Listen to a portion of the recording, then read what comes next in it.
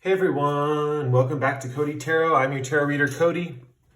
So for today's pick a card, we have a very interesting one. So a while ago, I released kind of what makes you hot, and it was a hit on my channel. A lot of people watched it. So I'm doing another what makes you attractive reading, but this is going to be an interesting one. This is what makes you attractive plus your shadow traits. So this is kind of what makes you attractive and kind of like a deeper dive into it, like a deeper dive into your personality. So not only are we going into what makes you attractive, we're going into a little bit of an analysis about your personality. So we're going to have kind of like your surface traits, your deeper, darker self with your shadow traits. We're going to have a little section on how to activate or integrate your shadow. This section of the reading can also deal with how other people kind of activate your shadow, or kind of the positive side of how other people can activate your shadow, basically through like attraction or romance and stuff like that. And then last, we're going to pull a card for your guardian angel. Just a little message from the universe and how they're helping you on your journey to find a partner. So yeah, I'm really excited for this reading. I have a lot planned for it. Hopefully all the cards will fit on the table. Yeah, without further ado, let's get into the crystals. So crystal number 1, we have Celestite.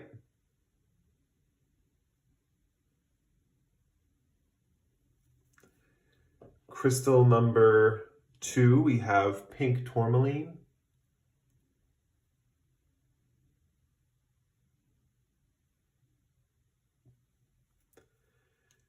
Crystal number 3, we have this clear quartz cluster.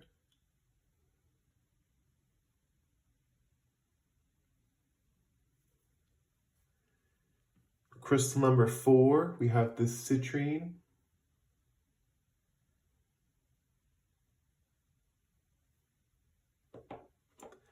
And crystal number 5, lastly, we have this Sodalite chunk.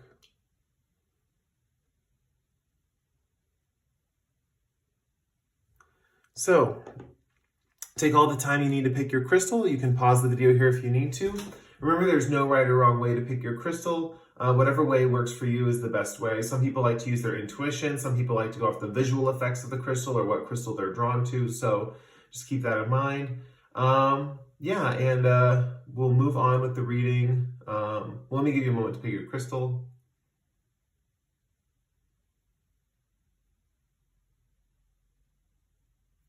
Now we'll move on with the reading, starting with group number 1, the Celestite.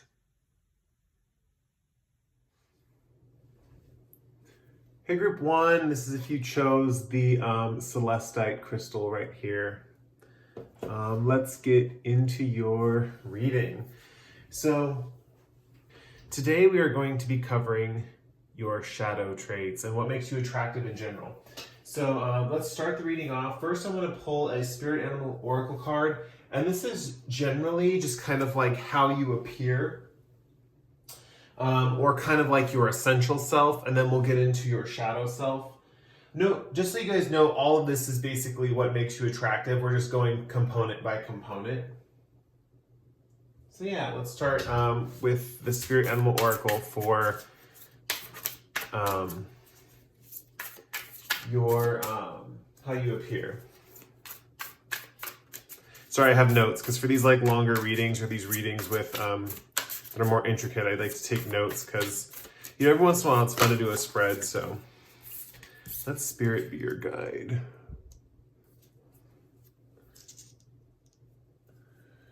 Okay, and I'm going to try and pull a couple tarot cards for, we have the King of Wands.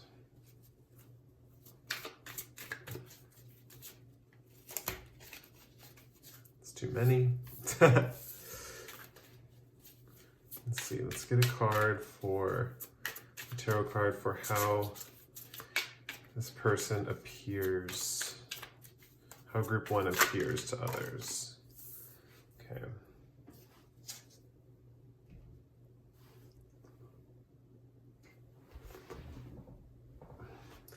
Okay, so first we have Hawk Spirit, Let Spirit Be Your Guide, King of Wands, and the 6 of Cups. First of all, one thing that I'm seeing about you guys is that you're quite adaptable. The reason I'm getting this is with Hawk Spirit, let Spirit be your guide. I definitely think of someone who kind of is guided by the intuitive nature of like the universe. So I definitely feel like you're the type of person who, if you are spiritual, you have a very strong connection with spirit. And if you're not that spiritual or you're not that connected to spirit or your spirit guides, you have a way of kind of flowing in the direction that they would be guiding you anyway. It's kind of like you're already kind of like blessed, basically. I'm getting the thing with Hawk Spirit as far as them kind of flying like close to the sun, or I'm imagining kind of a hawk and the sunlight behind the hawk. I'm definitely seeing, especially with the King of Wands too, there's a position of being higher up than others and kind of looking down and being able to assess different situations around you, basically. With the King of Wands, this is my card of kind of like readiness, or this is a person who kind of is ready to jump on an opportunity as soon as it manifests, or as soon as it comes up. So I definitely see, as far as like how you appear to others, you definitely have, on one hand, you have this kind of like authoritarian boss, masterful attitude. Whenever we get a king, there's a sense of mastery. People see you as someone who's accomplished a lot in your field, or people see you as someone who's an authority figure and someone who's basically willing to take action. Also someone who kind of sees the perspective of everyone and everything. So you have this kind of like higher perspective. It's kind of how people are seeing you. And they give you this kind of sense of like mastery or control. They kind of don't mind you being in control of the situations or of them. They kind of like to, defer authority to you, basically. Yeah, with the Six of Cups here, this just shows that like you also have a nostalgic side. You also have a sweet kind of like sentimental side. With this child giving this other child a flower pot, it's definitely looking like you're a giver of sorts. Like you definitely really enjoy giving gifts to others and giving people experiences, and you really like awakening their past selves or things that they kind of indulge in as far as like nostalgia or reminiscing or stuff like that. The Six of Cups is also a very magical card I'm seeing. So there's just double confirmation here that you're a very magical being. Although with that kind of edge, that kind of leadership edge, that leadership quality to you.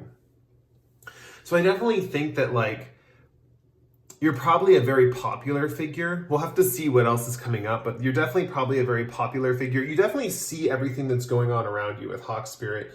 I often think of Hawk Spirits having like a perspective of a situation, or over like being able to see like wide and far of a situation. You know, like hawks when they're circling their prey, you know, they kind of cover a wide ground, can like see what's on the ground while they're still flying.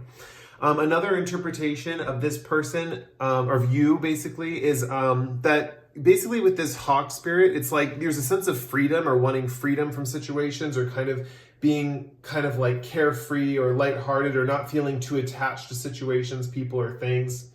With 3 and 2 here adding up to 5, 5 reminds me of change.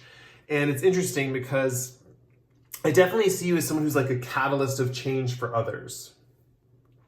With these two cards here, with the King of Wands turned away from this child giving this other child a flower pot, there is kind of like a sense of a split in your nature, and people kind of see this. Like on the one hand, you kind of have this boss, masterful, kind of like authority vibe, you know, this kind of leadership. I'm going to do it, what I need to do at the drop of a hat, however I need to do it. And then on the other side, you have this kind of like opposite version of yourself that comes out. And so people notice there's this duality with your character, how you have these two opposite sides. So with the opposite side, it's like this is more your gentle nature, your kind nature. Not that you're not kind in this realm or this kind of mode of being. It's just that in this mode of being, you're like extra kind, extra caring, extra giving, extra sweet, extra sentimental, those kinds of things. I'm seeing a lot of browns and reds here. So the root chakra might be important. As far as like grounding you, so being in communication with nature and kind of making yourself grounded if you feel too head in the clouds or spacey or whatnot. And then for some of you, I'm seeing that you are very grounded already, that you kind of lead a kind of more grounded existence and you're kind of more earthy in nature. Let's go into the next portion of the reading. And the next portion of the reading is the archetype. Well, I'm going to pull an archetype card, but this is your shadow self. So this is kind of like getting more in tune with kind of your nature that is this is the thing, is the shadow self kind of makes you attractive, but it's almost like people can't see it right off the bat because you don't show it to them, you know? So that's kind of like what we're getting at here. Interesting. So for your shadow self, we have Thief. Let's pull some tarot cards. We have the Ten of Swords. Let's get one more.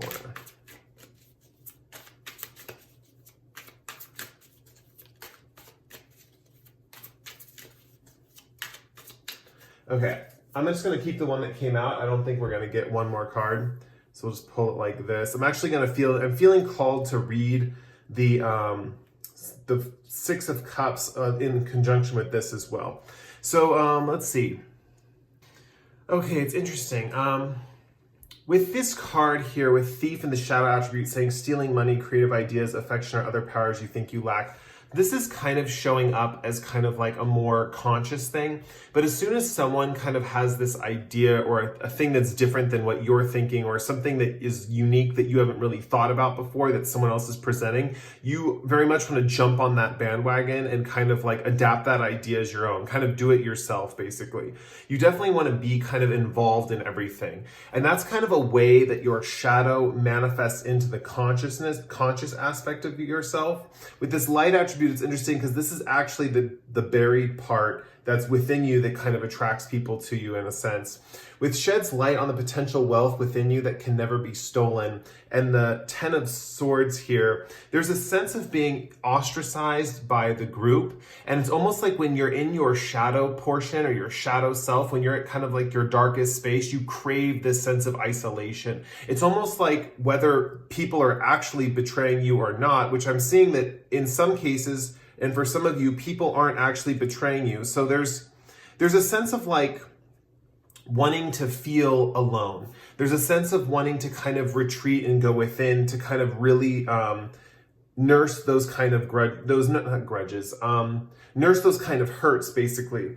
It's almost like you see all the different ways people have stabbed you in the back, and it all kind of accumulates at once, and you just think, I can't trust anyone. I can't really, like, I can't believe in anything anyone says anymore. Like, I'm totally alone. I'm totally isolated. I'm totally dead to the world. I mean, this guy is totally, kind of, he's been stabbed by all these swords, and so he feels dead. The thing is like, this is in a sense very healthy for you, and people might wonder where you've gone, because I'm seeing kind of for most people that you're almost not,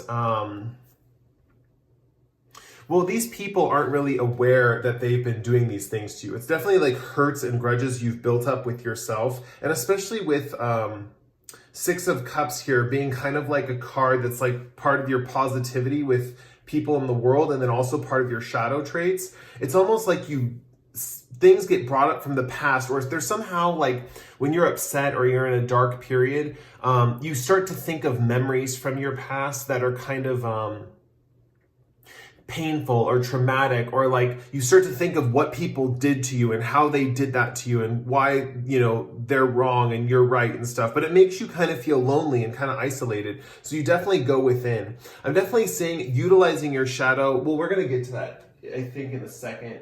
Yeah, we're going to get to interaction with your shadow and stuff. But with the shadow, it says sheds light on the potential wealth within you that can never be stolen. You really get in touch with yourself in these moments when you're like digging into kind of like your shadow, or you're kind of, and it's almost like there's a new expanse or a new openness once you kind of become alone, or you kind of seek that alone time. I see that this is an area of your life where you're not there too many times, because with this 10 card, this is kind of a transition. This guy is kind of backstabbed and dead, but there's like a sense of like transition. Like the swords have already been planted. You're kind of just letting your being or yourself kind of feel dead inside or outside, just like kind of feeling that kind of end point, right? And definitely when you feel that end point, you start to see things in yourself. And it goes back into this Six of Cups area where you start to see how you're worth, what you're worth, how you, basically how you're worth something, and basically what attributes you have and what talents you have that can't be stolen by others, things that are uniquely you, uniquely what you are. So with your shadow, there are like two sides to it. There is the side where it's kind of like you want to just jump on what everyone else is doing at any given time. I'm definitely picking up this whole idea of like a group mindset when your shadow is activated and you're around people, but then when it gets so overwhelming and your shadow needs space to itself, there is this sense that the group has betrayed you, the group is not treating you well, or the group has not been treating you. You start to remember the things the group did to you that were like negative things or bad things, and you kind of go within and isolate. The good thing about the Ten of Swords, and one thing I really like about it, is I love the background of this card and how there's that kind of like sunset in the background. You know, you have this like dark clouds, but right behind there's like light coming. And I see these dark clouds as like falling away and this light kind of emerging into the scene. You know, it just shows that even after something dark or destructive has happened, there's always a new beginning. And I definitely sense that once you kind of go within, you get that space to yourself, you can start to feel that new beginning arising within you and coming out from inside of you, basically. So yeah, so let's move on to the next part of the reading. The next part of the reading is going to be, I have some notes here. So key to integrating your shadow. We're going to pull from a Moonology deck, and we're going to be talking about the interaction with your shadow, how you can change and activate it, and then kind of like how it like helps you with your like attractiveness, basically, like how this attribute makes you more attractive to others. Oh, we got detoxify. We also have let your fears dissolve. So I'm going to push this one up here too, and we'll try to get all these cards in the screen. We have full moon in Cancer and full moon in Taurus. Let your fears dissolve. Let your fears detoxify. I'm definitely seeing if you don't surround yourself with people with a lot of water sign and earth sign placement, that's going to be very beneficial for you, because this is like the peak or the culmination. And what we're seeing here is there is kind of with your shadow, there is somewhat of a cycle, kind of like a pattern that happens. And I'm definitely seeing that sometimes when you withdraw or go within, it's definitely beneficial for you, but people don't understand it and they kind of get confused. They're like, okay, what does this mean? Or why is this person acting this way? Like, it doesn't make sense. Like, at first they're like super into me, all over the place, like into every idea that I have, want to jump on every like activity that I'm doing. With this King of Wands, very action focused, wanting to take care of responsibilities, and not just responsibilities, but taking care of opportunities, seizing the day on opportunities, and this kind, giving nature. These are all things that make you attractive. It's just that when you withdraw, people get a little confused because they're like, well, maybe, you know, they are not that into me, or maybe they don't believe in me, or maybe they don't kind of have that attitude towards me or that belief in me, you know. But this is just because you're collecting kind of hurts, and in a sense, you're collecting kind of parts of group interaction, social interaction that you feel personally offended by. And so basically those things kind of collect in you, and then it kind of bottles up, and that's where you have to withdraw. So here's some interesting ways to integrate your shadow. And one thing we have here with full moon and full moon in Taurus, we have detoxify. Detoxify is a great way to integrate your shadow, because a lot of this buildup is kind of energy it's interesting. This could go on to a very physical level, and I'm going to use physical for an example, but this could be on the spiritual level as well. So detoxifying, basically, if your body builds up impurities, right? We go, like, people sometimes talk about like juice cleanses and stuff like that, because your body builds up these impurities from things that it's intaking, right? And that's kind of what we're getting at here with this Thief card, is that you have this kind of, you're intaking kind of like these negative remarks from people, and you really don't show, like, let people know that, you know, it affects you, right? But you're still taking it in. It still is affecting you. So with detoxify, it's really important to kind of like detoxify your body. And this can be actual physical things like, you know, teas and like herbal remedies and stuff like that. Things that can kind of flush your system and kind of make you feel fresh and whole again. Water, oh my gosh, I don't know why I didn't think of water first. Water was definitely going to be very beneficial. If you drink a lot of water, that can help flush your system of these impurities and stuff. Cleansing your head, basically, like taking Palo Santo or sage and circling it around your head, stuff like that. There's definitely like a strong aspect that detoxifying yourself would be very beneficial, because you do kind of collect these things from your environment. So kind of like detoxifying. And with what I mentioned with the root chakra earlier, you can also do activities where you go in nature and, you can walk through like a grassy field and then kind of like imagine all the negative things flowing into the earth and kind of getting transmuted into the earth, basically. Let Your Fears Dissolve comes out with Detoxify because this is actually going to help you with things that you're scared of, like things that you're terrified of or things that you're like worried about. Let Your Fears Dissolve is also going to be coinciding with this Detoxify card. And like I mentioned before, if you have people in your environment that are water signs or earth signs, these are going to be very beneficial people for you. I definitely see that they really help you like purify yourself, and they're really good at kind of bringing that security and that purity into your life. Oh, I just realized I didn't pull a tarot card for this card. So let's do that now and see if anything else comes up with what the tarot card says. I saw the Tower in reverse, indicating that you guys probably are in fear that this type of structure or this kind of healing will not work for you, or it seems like it's I don't know if too good to be true is coming to mind. So it might be something like that, but just kind of purifying yourself of like if you're around chemicals or something, or you have to intake chemicals usually, something like that there's a sense of like feeling pure. And it's interesting, we also have here with the 9 of Wands, there's a sense here with the 9 of Wands that you want to put yourself in new environments. What I'm seeing here with the 9 of Wands is this guy, he's kind of been, I don't know if you guys know my interpretation of the 9 of Wands, but I see this guy as someone who's like kind of like a soldier who's been stuck at a post for too long and needs to get out and do some new things. Definitely with this head wrap around his head, there's been some injuries. And so that's kind of coinciding with what we pulled for the 10 of Swords here.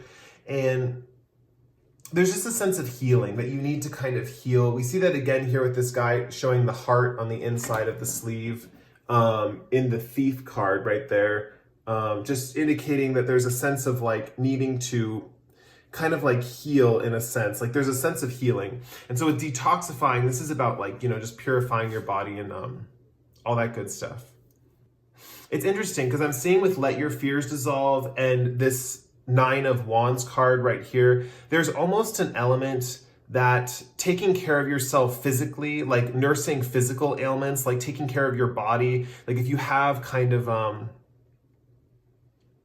things that are bothering you about your body, like maybe you get a cold or something or a cough, like going to the doctors or going and getting that solved and getting the correct medicine for that, or healing that aspect of yourself. There's something about physical healing, like healing yourself physically, that's going to also help your fears dissolve. So the more you take care of your body and the more you nurture your kind of body as a temple, your actual fears that you think about and the things you worry about day in and day out are actually going to dissolve even further and kind of go away. And that's also part of this detoxify, right? Okay, let's pull the last card for your reading, or the last oracle card for your reading. Real quick, one thing I wanted to say as I was looking at my notes for this section of the reading, this is also dealing with other people. That's kind of why I chose this deck, because it talks about zodiac signs, and it also talks about, it's how like other people are going to help you and kind of why they're attracted to you as well, why your shadow attracts them, right? So you might find that the people that are the closest to you are people who help you heal your body, people who help you kind of take care of yourself, take care of your health, people who kind of don't perpetuate fears in you, and definitely help you detoxify and take care of yourself and purify yourself. That's coming through really strongly. So people who are like help you nourish yourself. So this could be anything from, say, if you're the type of person who doesn't eat enough, these people would come in and make sure that you're getting enough nourishment from food and stuff like that. Or say you're the type that kind of like, maybe like overeats or overindulges in that regard. They might come in and help you with different forms of exercise or something like that to kind of get your body moving and less in like a consuming and more of in a producing state of being, basically.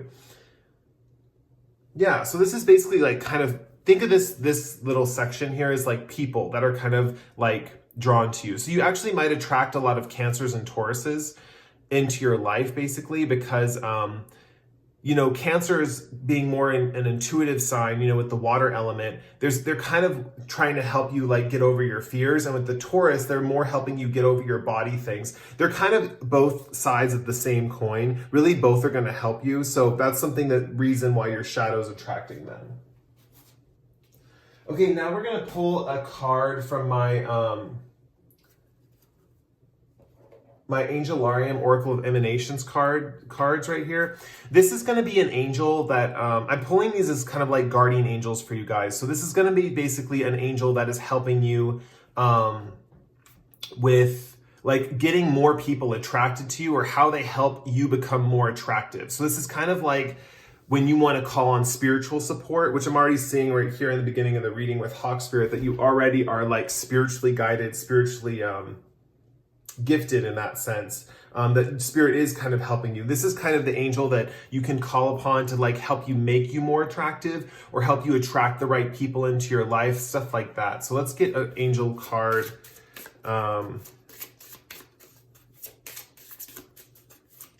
What angel for group 1 helps them, makes them more attractive, but also helps them in general in their life?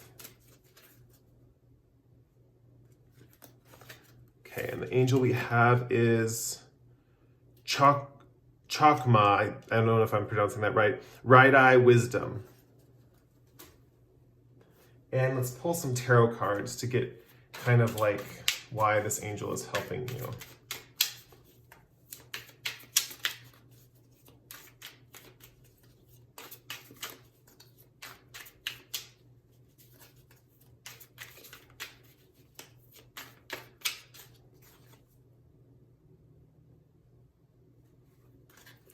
I'm going to pull 2, not taking reversals, so.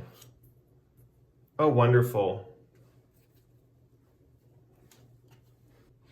Okay, there's a few things coming through with what this angel is helping you with. So Chokma is the right eye of, I think there's the tree of life, and each, like, I'm going to butcher this, but I think it's like each branch of the tree or something or some part of the tree is represented by an angel, right? And so this is the right eye of the tree with referring to wisdom.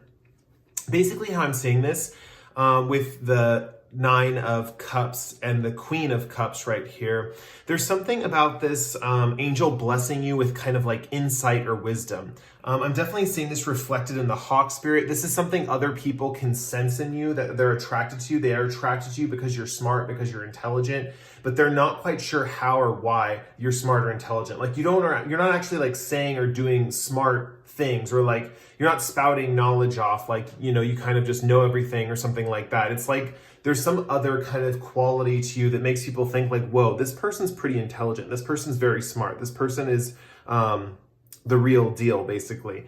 And so with Chokma Right Eye Wisdom, they're funneling this wisdom into your mind to kind of help you make the right choices. That's back to let spirit be your guide with this Hawk Spirit. That's why you're almost able to make the right decisions all the time. You're able to flow with the winds around you. And it's because this person's funneling that kind of wisdom into you. It's interesting because with the 9 of Cups here and with Let Your Fears Dissolve, one thing that like this angel helps you with in becoming more attractive, right, is this is almost how they make you more attractive to people who are not like your people, I guess you could say. Like people who are your close friends that are like helping you with these, to dissolve these fears and really work through you with these problems. Those are kind of like the relationships that are like the most beneficial. But this angel helps you with people on a more superficial scale with the 9 of Cups here. The sense is, and because this 9 of Cups, there's like a bench here, and it's almost like different interpretations of this card mention how the bench is kind of doesn't look that comfortable to sit on, right? So it's kind of temporary, but it is kind of a wish fulfilled card. So there's a sense of like giving you the sense of wisdom to discern and deal with relationships that you may normally would not have the highest tolerance for. So this angel's kind of helping you with that and helping you feel like you have plenty of connections, plenty of opportunities around you. There's a sense of being able to be grateful for the people around you because you have the wisdom to see kind of where they're coming from, is kind of the idea here. It's interesting because this directly kind of affects your shadow side right here, where you kind of pick up little insults from people because you know, it's like you pick up little negative things people say and you have to process them, or you go away from the group. This kind of angel helps you be more in tune with the group, so you don't have to go in to hermit mode too often. You can still be out and about with people. But it's interesting. They it's kind of like they help with the superficial interactions is what I'm seeing. And it's all because they're like funneling this wisdom into you. They're funneling in this kind of like intelligence that kind of makes you aware of people and their motives and kind of like helps you understand them better. I see that it's interesting because this wisdom also helps you with your emotional fluctuations, your emotional highs and lows. And I'm seeing that over here with this kind of more like sentimental, childlike nature to you, or like wanting to be in the past, right?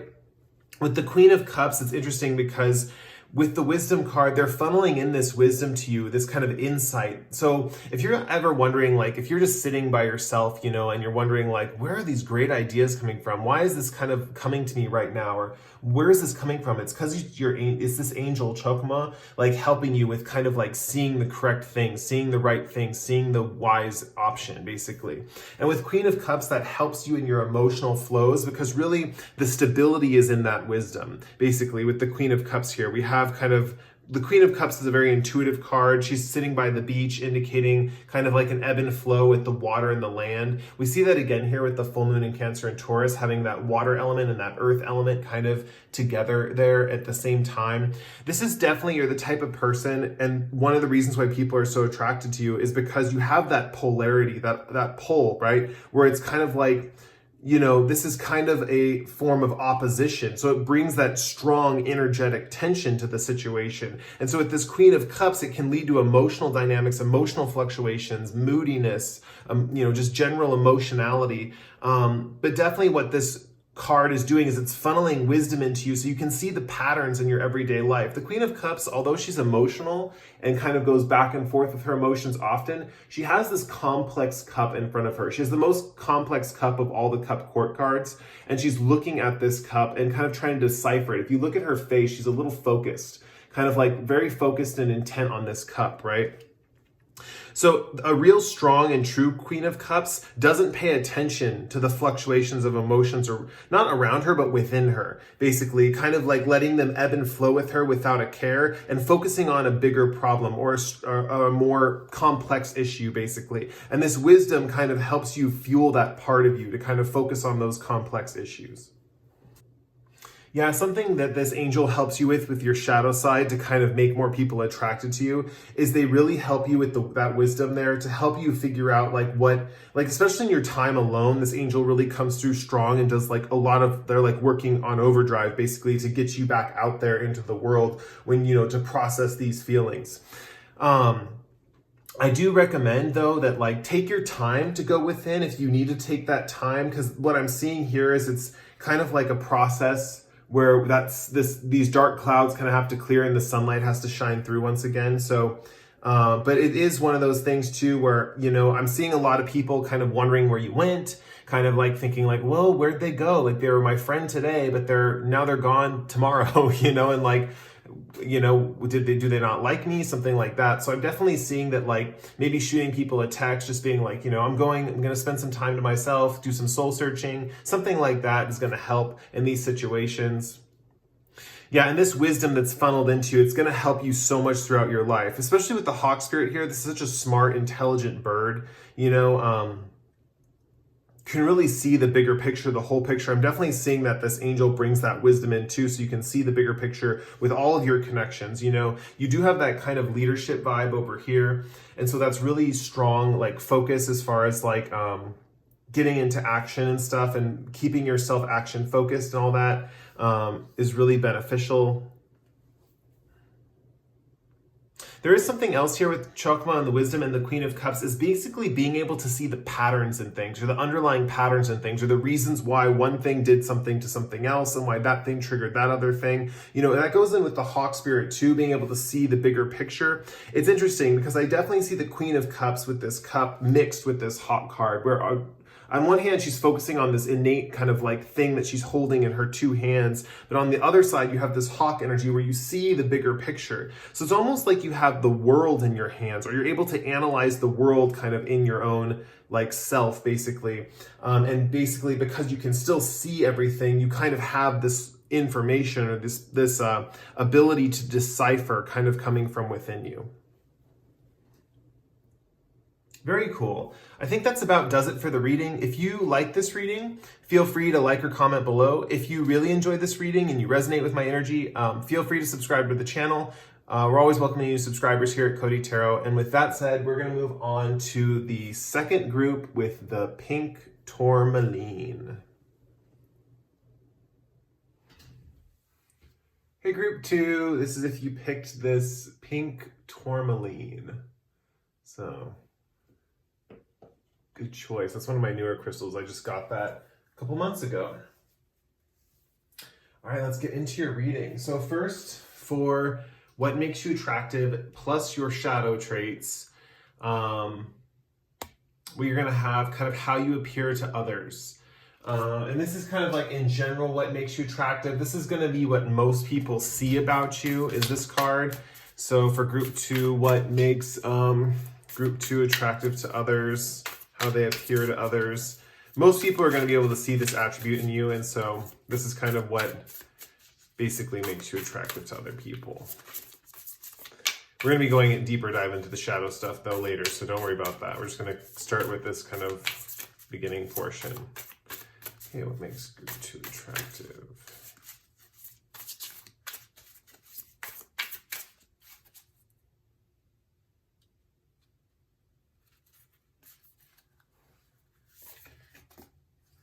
Honor spirit, you are never alone.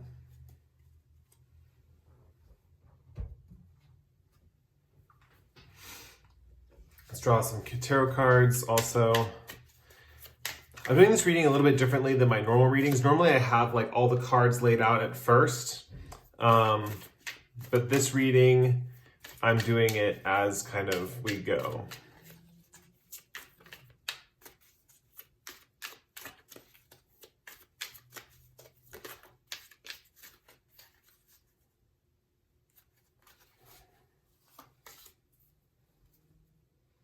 Wow, Empress energy.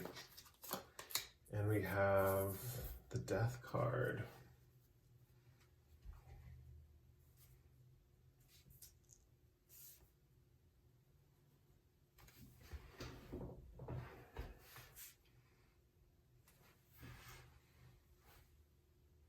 Okay, let's get into these first couple cards. So with Otter Spirit, you are never alone. We have like, on one hand, there's an obvious kind of message with this card that you're like very popular. And that's one reason why people are attracted to you, because they like that you kind of always have this like group around you, or like bigger kind of entourage following you and stuff like that. The other reason too is why they're attracted to you. One thing about the Empress card that I noticed is that with her, she has a crown of, I don't know if you can see that. She has a crown of stars in her head. And I believe there's exactly 12 there. Yeah, there's 12 stars in her crown, and it kind of represents all the zodiac signs basically, and kind of the nature of that. So I definitely see you as somewhat more of a collector type person, as far as like how you collect people and energies and stuff like that. There's also this element with the waterfall in the background that you're definitely a go with the flow type of person. We also see that again with the Otter Spirit.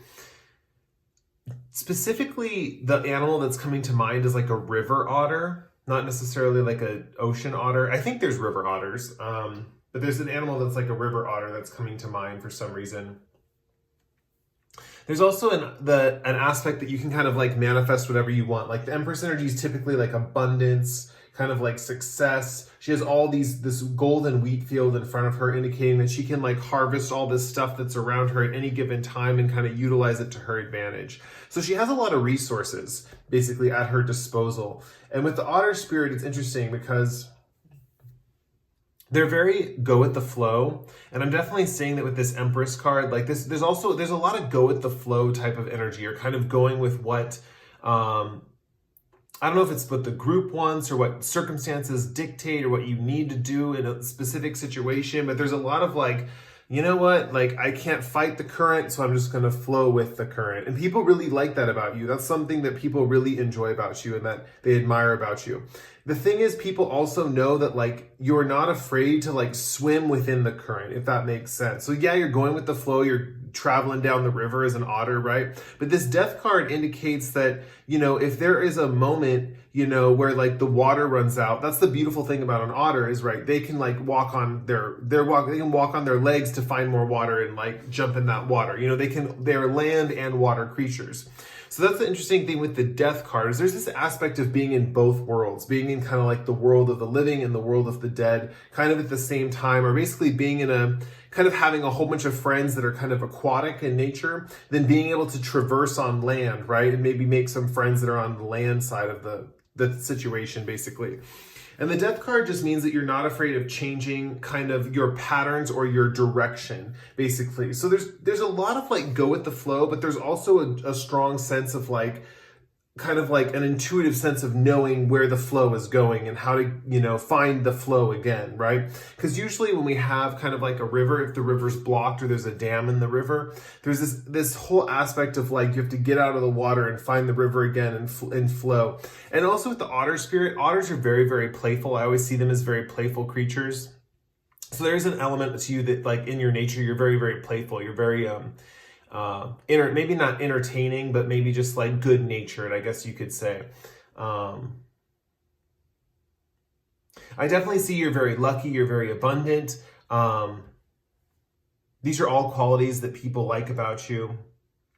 With the death card here, I'm noticing the sun in the background and kind of how it's the same two towers that are in the moon card are back there. I don't know if you can see them. And there's that sun. And so it's almost reminding me of like, kind of like, and with death being more like Scorpio energy, I'm definitely feeling like you kind of shed light on the darkness. So it's not really like you're dwelling in darkness. It's just that you shed light on dark areas of life. And you could probably do that with your sense of humor or your positive outlook or your optimistic outlook.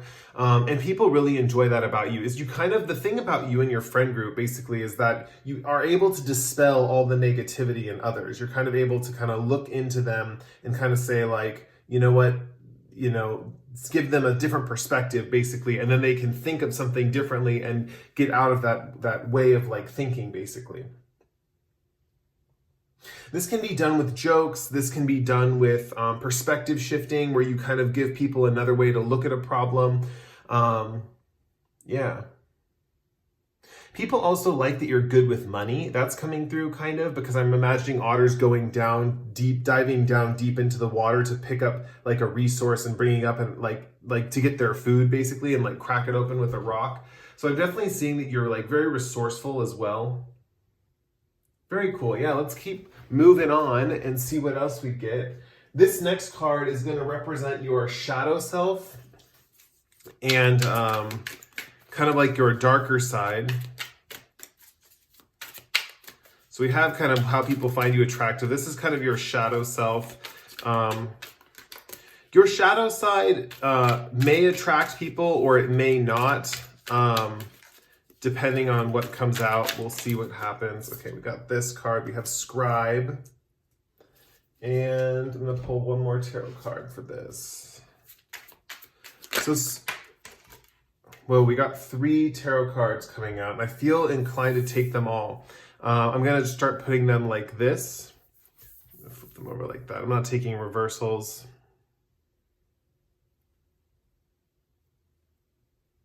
So I'm going to link all of these to Scribe just because that's kind of what they came out with.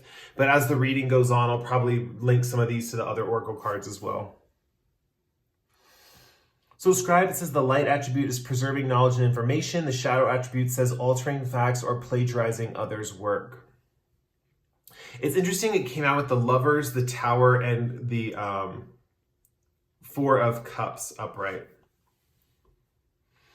Okay, the cards have me and want me to talk about something pretty specific. So this is still your shadow attribute, but it's interesting because there's this aspect that you kind of manifest from your shadow. And I'll get into kind of like what that means, but the reason why that's kind of like the way the cards are like, in a sense, frowning upon it is because it's a little unstable. So you see that here with the Tower card a little bit. But let's get into it. I see that you're pretty good at this too. So interesting. So with the Empress card with the wand right here, that's linking me back to the manifestation aspect about your personality and how people can see that you're kind of resourceful. You can get what you need when you need it. This is kind of, in a way, how you kind of get your lovers or your love interests. I definitely see you're a popular figure in the love realms.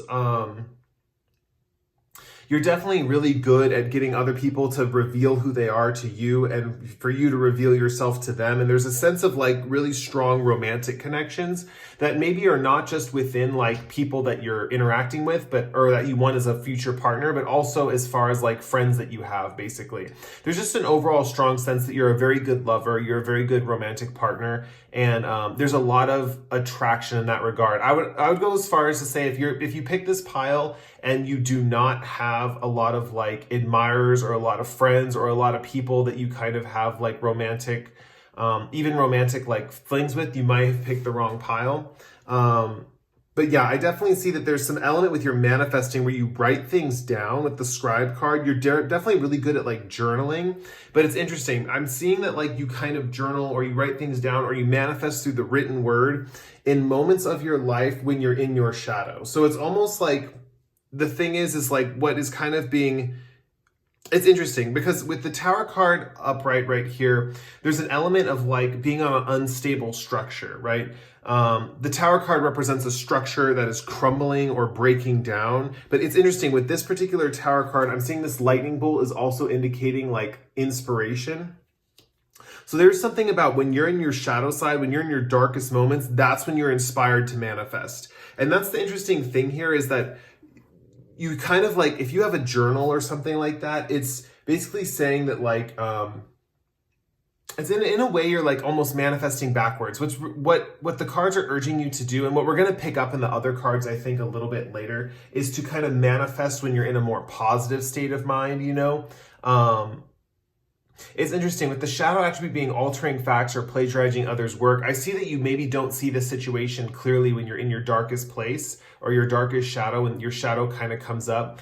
And what do I mean by that? So your shadow would basically be like when you're in a moment of like anger, rage, or destruction. I definitely see with the Tower card, it's like these moments feel like your whole structure that you've built for your life falls away from you and you're just left floating. That's one of the things about being so adaptable and going with the flow. Like if kind of like the flow stops, yeah, you can get to the next river or whatever, but it's through these changes and stuff. And like when your flow, when it's kind of like the structure from under you, like kind of crumbles, there's almost a sense of like excitement that you have. It's interesting. You have this like tower energy where it's like, you're not scared of the darkness. You're not scared of your shadow. You're not scared of the dark energy. You know, that's kind of like that kind of like manifests with you when you're in a like interesting place like that. I definitely see that like usually like with extroverts, when they're in their shadow, it's usually like an introverted place. And when they're introverts, then their shadow is more of an extroverted place, from my experience with shadow work and stuff like that. But like with the Tower card, it's interesting because you're not afraid to kind of like be destructive in a sense. And you're kind of going within. It's like you go within to journal about what's going on. Like you kind of go and you're like, okay, this and this is happening to me. This is happening to me. And you're kind of like wrapped up in the flurry of your shadow. I'm definitely seeing with the Lovers in the Tower card, this is a very romantic, passionate moment in your life. You almost are having like a love affair with your own darker side. It's interesting because with this Lovers card, you have so many lovers that come into your life. And if these are not lovers, these are definitely like a strong group of friends. Like say you're not in a place where you can like attract a lot of lovers. Maybe there's just not that many people that are your type or something like that. These are a lot of friends that are coming into your life that you have kind of more of a romantic thing for or like flurry with. But with the scribe cards, like you get really down into like writing about kind of like these manifestations that you want when you're in your shadow. You're like, wow, I've activated my shadow. Now I'm my most powerful. I want to manifest, right? I see that you go and you try to manifest these things in your life and write them down. And when they come true, I see over here with the Four of Cups right here, you don't accept them. It's like the universe sends them your way, and because you're in a different mindset, because you're in a more positive mindset, the universe is like, or you're kind of reacting to the universe like, I didn't want that. Like that's what my shadow wanted. I'm normal now. I don't really need that. It's like you're almost happy enough to not need what you manifested, so you always are turning it down. It's interesting because this kind of is one thing that people find attractive about you, is that you kind of have this kind of like destructive, dark flair to your character, which is kind of really interesting and intriguing to people, and it kind of magnetizes them towards you. But at the same time, people like see this aspect, and this is where shadows can kind of like either repel or attract people. I definitely see yours attracts people, especially with this Lovers card here. It attracts a lot of romantic partners. There's an element that like positive things always come your way, and people see that, but you just don't accept them. Like there's this aspect of like you basically not like wanting what you manifested, or not kind of like wanting what's coming into your life. You manifested it in the throes of your shadow, but it's interesting. It's more the act of creating the manifestation that like excites you, and it's less the act of receiving it, which is interesting because as the manifestations come in, you're like, I don't want that. I'm beyond that. Like, I don't need that. So it's interesting how you're manifesting in kind of like this somewhat backwards way, or you're kind of like manifesting through your shadow, but the way it moves into your like light personality or your light field, it's like you don't want that kind of energy in your light field. It's like you have all your friends, you're going in the flow, you're more like adaptive with life, basically. It's when you get into these shadow parts that you want to control life, or you want to manifest something specific into your life. I definitely see that it's kind of in these like darker places where you kind of like, if you're someone who's into magic and stuff like that, I would definitely be careful, because this can border on kind of like destructive impulses with your spells and your spell work and stuff like that. And then when you receive it in life, it's almost like you don't want it because it's like a different side of you, basically. There's kind of like I don't want to say Jekyll and Hyde. It's almost like a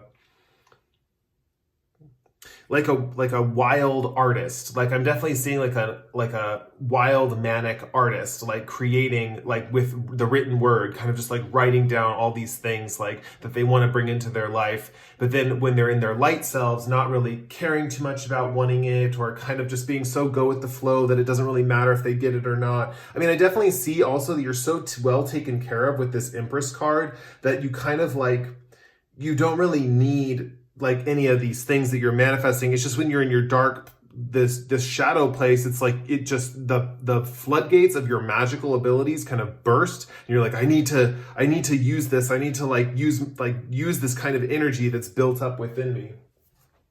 So yeah, that's kind of how your shadow manifests, and it definitely really attracts people. Some people, their shadow doesn't attract people or confuses people, like the previous pile, but your shadow definitely attracts people. It's kind of like when you're in your shadow mindset, it's like all you want to do is kind of go journal and write down all this crazy stuff that you're thinking about and that you want and stuff like that. But then people are just drawn to you even more. It's like interesting how that works. Like your shadow in a weird way fuels kind of your popularity in a sense. Let me get into the next card. We're gonna have a key to integrating your shadow with the Moonology cards, and we're gonna get a card here for. Okay, and we have.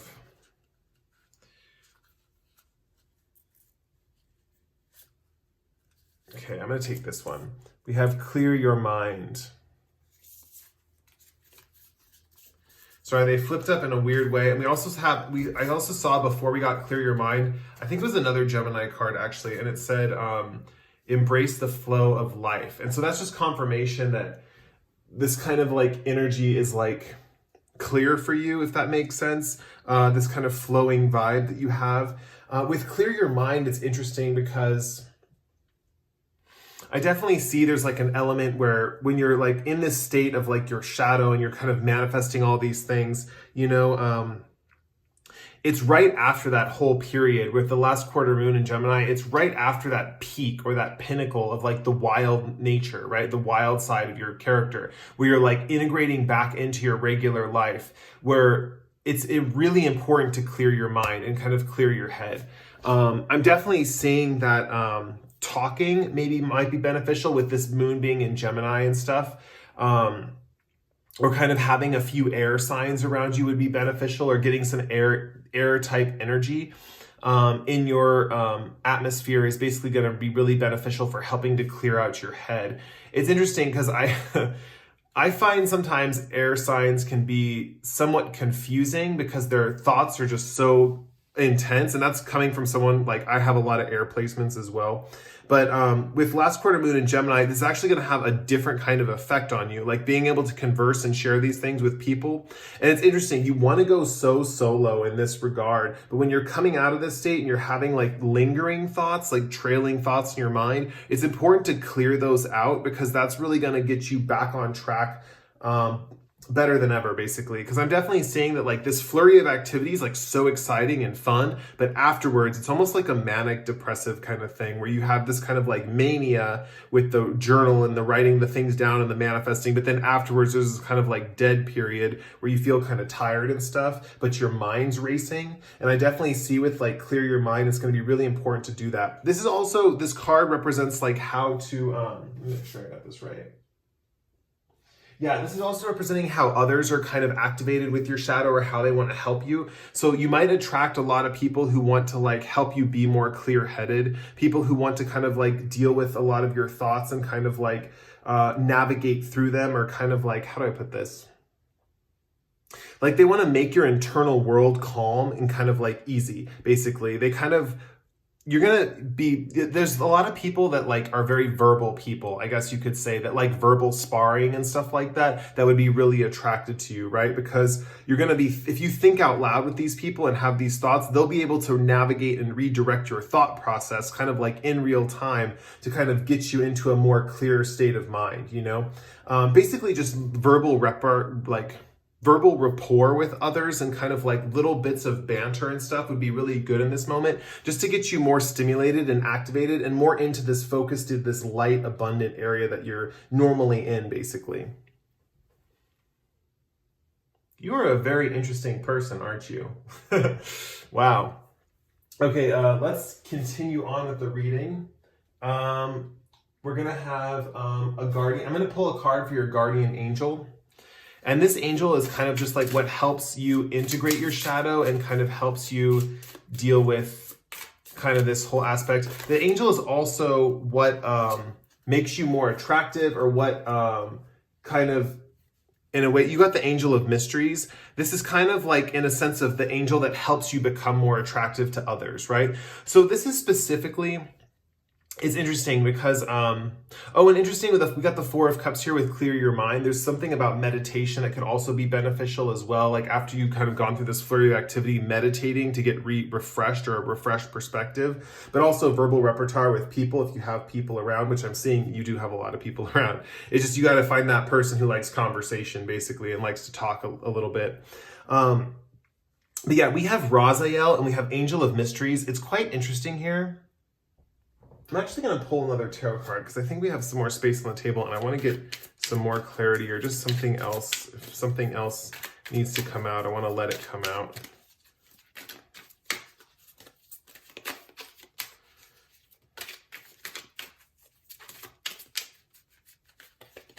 Come on, let's get one more card. I'm going to pull. I'm just feeling so much that we need another card here.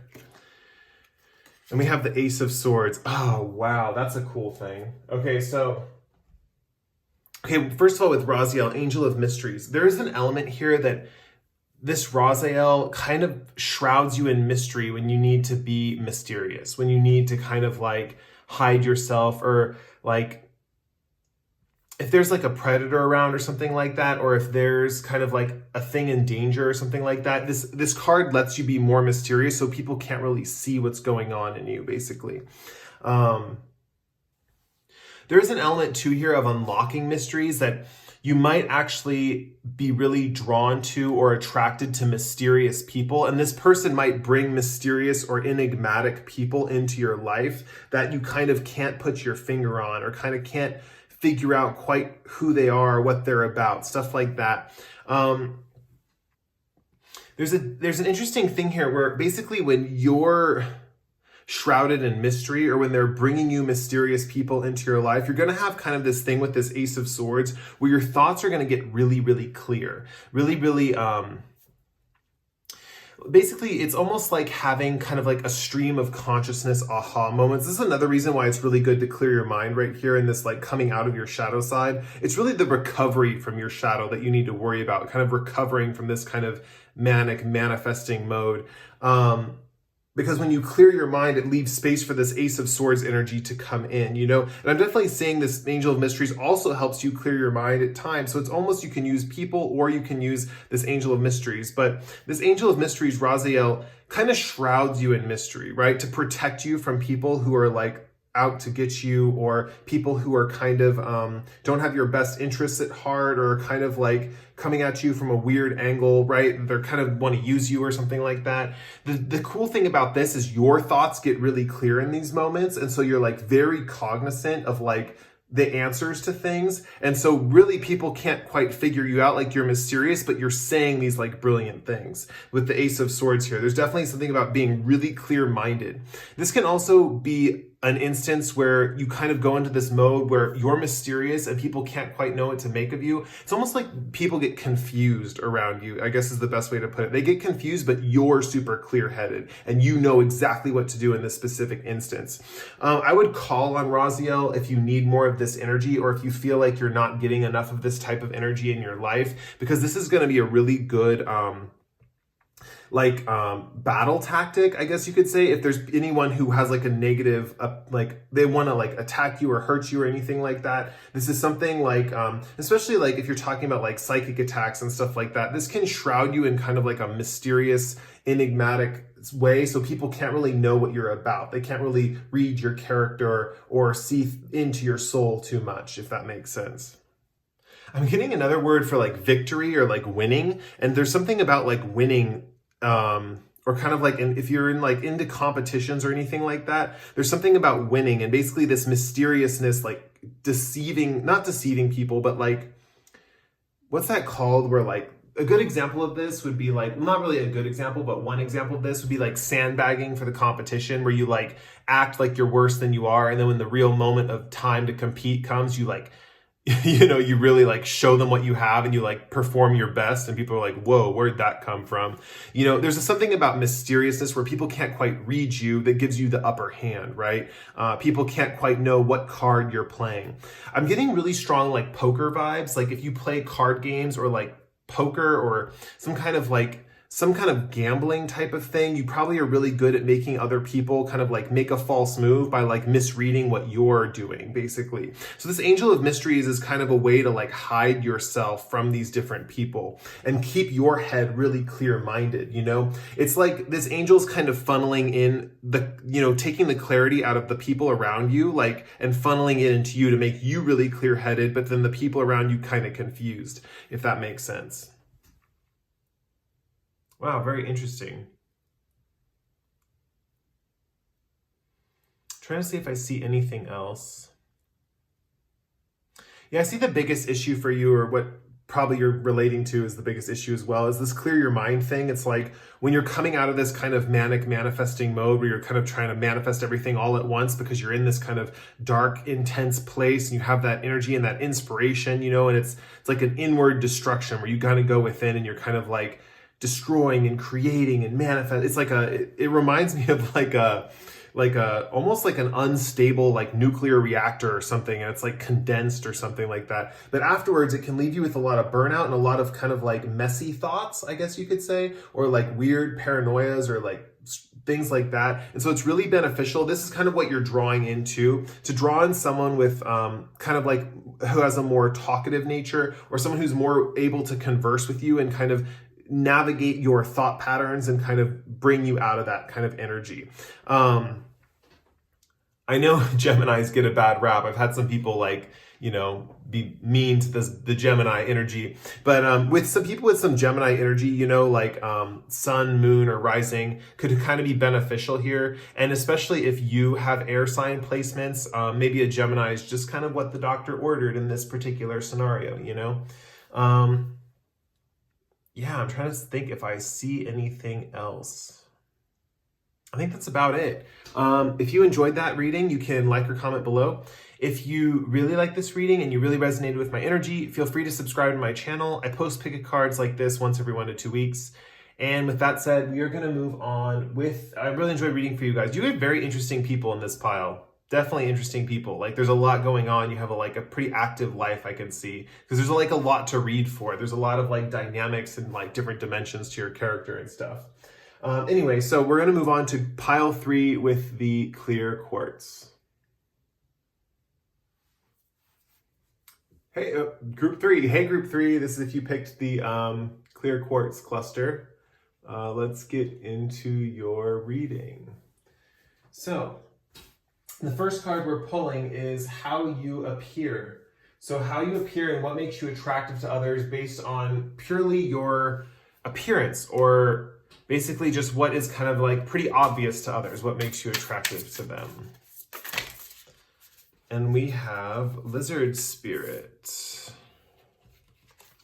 Dream the world into being.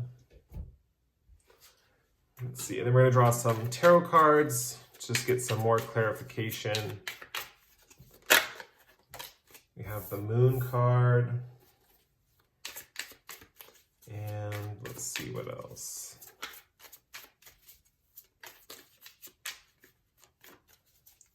Any other cards want to pop out? There we go. And we have the 7 of Cups.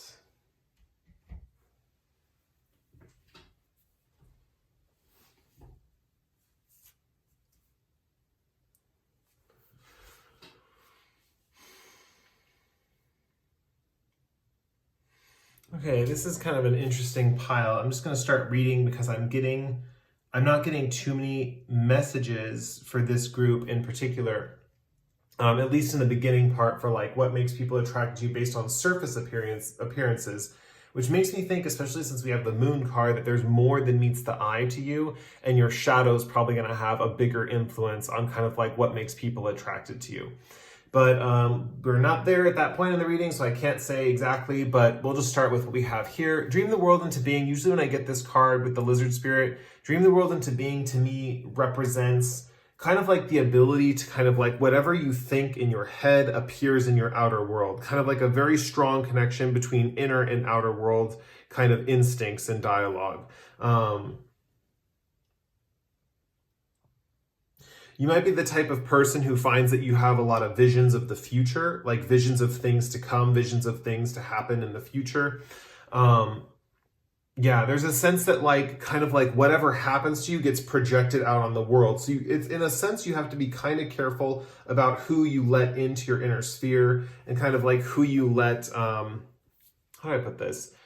Who you let affect you, because those feelings and those things that people do to affect you can get magnified out onto the world. But that's also one of the reasons why people really liked you, is because they see you as this kind of like prism, right? Like this prism that if they shine a light through it, it refracts their dreams and goals into the outer world, right? There's something about you here like living out dreams and goals for others, and kind of like experiencing those, or kind of like manifesting those instead of them having to do it. So for example, with the Moon card, well, that's a whole other subject, but right here with the 7 of Cups card, we have like 7 cups of all wondrous, various different things, various different things. And this person's kind of like paralyzed by it. The thing is you're basically dreaming up all the desires and things that you're collecting from the people around you. The Moon card in this particular case is a good representation of this, because it indicates subconscious or things that are hidden. And in this particular case, normally I read this card as illusions, or having like an illusionary veil between you and other people, but I see this as kind of like you manifesting the subconscious desires of others. So there's something about you kind of like living out the dreams of others, or even being a representation of what others want to achieve. Yeah, there's something strong here with the 7 of Cups. It's interesting. It's almost like you're confused on a personal level. It's like you're confused about what direction to go in. You don't know whether to manifest this idea or this idea or this idea, right? The truth is your inner thoughts are kind of a reflection of the desires of those around you, right? And it's interesting because you're so connected to these other people. There's kind of like there's a little bit of projection from other people onto you about what you should do with your life, basically, because you're going to have a lot of different interests, or not just a lot of different interests, but a lot of different ways of being, basically. And so people see this and want to project their dreams onto you because it's so easy. It's so easy for them to relate to you that that's what they're kind of doing. With the moon card here, this just shows that we have like we have a domesticated dog, a wild dog, a sea urchin. We have all different kinds of animals in this moon card, representing various different states of psychological being, right? Different states of thinking and being in the world, right?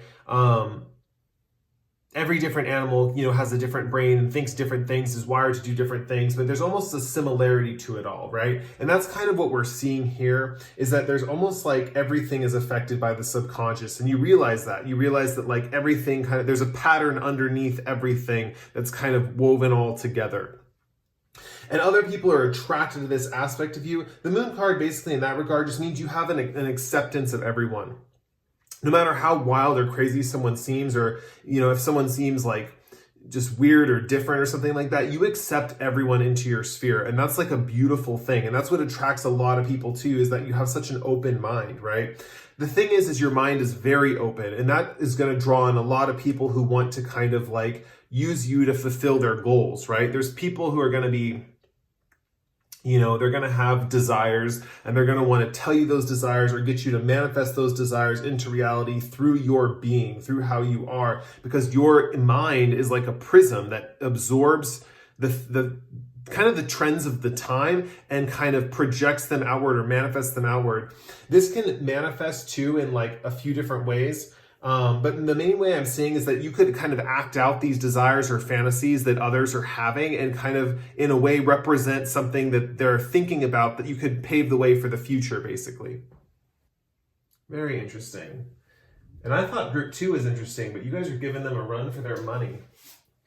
Okay, let's see. We're gonna get into your shadow side with the archetype card. And this is kind of your shadow.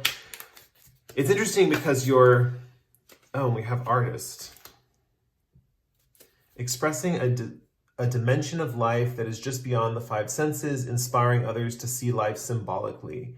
Shadow attributes: using talent as an excuse to mistreat others, posing as the starving artist to elicit pity. Okay, so there is kind of a tendency here to want others to help support you.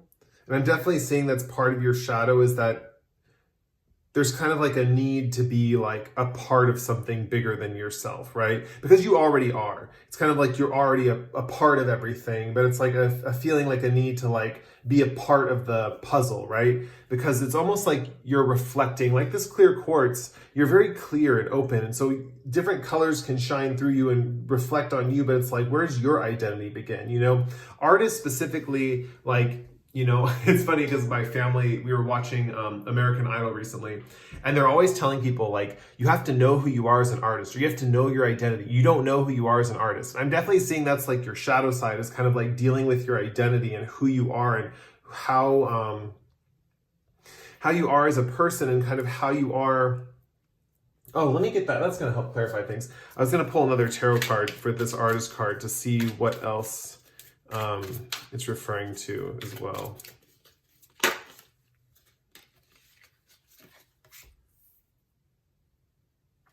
Yeah, there's a sense of separateness and wanting to be separate from the world, and when you're in your shadow side. And there might even be an actual feeling of separateness that you might feel when you're in your shadow. So being so connected and being a prism for everyone else's desires and projecting those out and living everyone's dreams and stuff, you're very intimately tied in with other people. And just being aware that like different things can take different turns and stuff like that, and being aware that everyone has different subconscious drives that are driving them or motivating them, and being so in tune with that underlying layer of things. There's almost a sense that your shadow side, The reason artist is coming up, on one hand, why it's artist and not another card, is because something with art is going to be really beneficial for you to create every once in a while, to kind of like get down and kind of like create art, because this art is in a sense going to be more about what you're thinking and feeling and what your imagination is leading you towards, rather than what the group's imagination is leading you towards. And so I'm seeing this as a very personal thing, especially with sorry, I'm losing my voice. Especially with the Four of Pentacles here. This guy is isolated away from the city, kind of with his money on this like little ledge, and he's kind of keeping to himself. I'm definitely seeing there's something about you being very introverted, or maybe more like wanting to isolate from others at certain points in time. And with artist here, it's just indicating that when you're in these isolated periods, or when you're alone with yourself, you want to kind of get into a creative mode, or you want to kind of create something that's kind of individually yours or unique to you. There's something about expressing your identity and expressing yourself and keeping yourself separate from the group that's really important to you, because you're so in tune with everyone else basically, and kind of like their unconscious desires and stuff, that it's really important for you to get down with yourself and kind of figure out like what you want or what you need. And I definitely see you do this less through like a rational point of view, and more through like an artistic perspective, where you start to create things, you start to create ideas and art and beautiful things. So with the light attribute says expressing a dimension of life that is just beyond the five senses, inspiring others to see life symbolically. That's also another thing, that maybe getting down with yourself and kind of alone with yourself, you can start to see the symbols and the nature of things. You can start to see this moon card more clearly, and not just understand that everyone's different and everyone has these kind of unconscious destructive impulses, not even just destructive, but unconscious impulses that are leading and guiding their lives. You know, we're all kind of just, in a way, we're all kind of just like bumping into each other and kind of on autopilot, you know? But you're seeing that there's symbols to these interactions, symbols to these ways that people interact and stuff. And so you see very clearly when you're alone, and you can kind of create these things through your art. And this is interesting, because this is a way where you can actually show people. And another reason why people are attracted to you, because of this shadow attribute, people are attracted to this part of you. Certain people, I should be clear about that, because I feel like a lot of people that you're in tune with aren't necessarily in tune with your understanding of reality. And that's what these people that you're attracting, that are attracted to your shadow, those are the types of people that are really going to be your kind of true soulmates, true companions through life, because they're really in tune with the mysterious like nature of your understandings of the world and understandings of the subconscious and how it operates. Yeah, a lot of people who are drawn to your art or find your art very beautiful, I definitely think those are kind of people that are meant to be in your life, or meant to kind of like you're really meant to connect with on that level, because I see here that your art is very personal. And it's interesting because there's a lot of other dreams and fantasies that people project on you. And this is going to be different for different people watching this reading. I know I've been talking about specifically your art and stuff like that, but if your art is based on kind of what other people desire, or is catering to their needs, and it doesn't feel like it's a part of you, this artist thing is going to be something creative you do when you're alone, when you're isolated, when you feel like you're like, I want to be separate, or I want to have my own identity, or I want to figure out who I am. Whatever you do when you're alone or by yourself, that you kind of are not taking on the desires of others, that's kind of where this art is kind of coming through. And those are the types of people who, when they're attracted to that aspect of you, those are the people you're going to really be able to connect with, and the people that are going to find you the most deeply and passionately attractive. These are the people who are going to want to integrate with you, basically. Okay, on to the next card.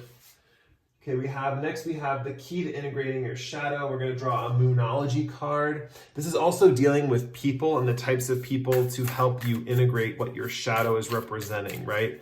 And I touched on that briefly just now at the end of the reading, kind of like talking about them.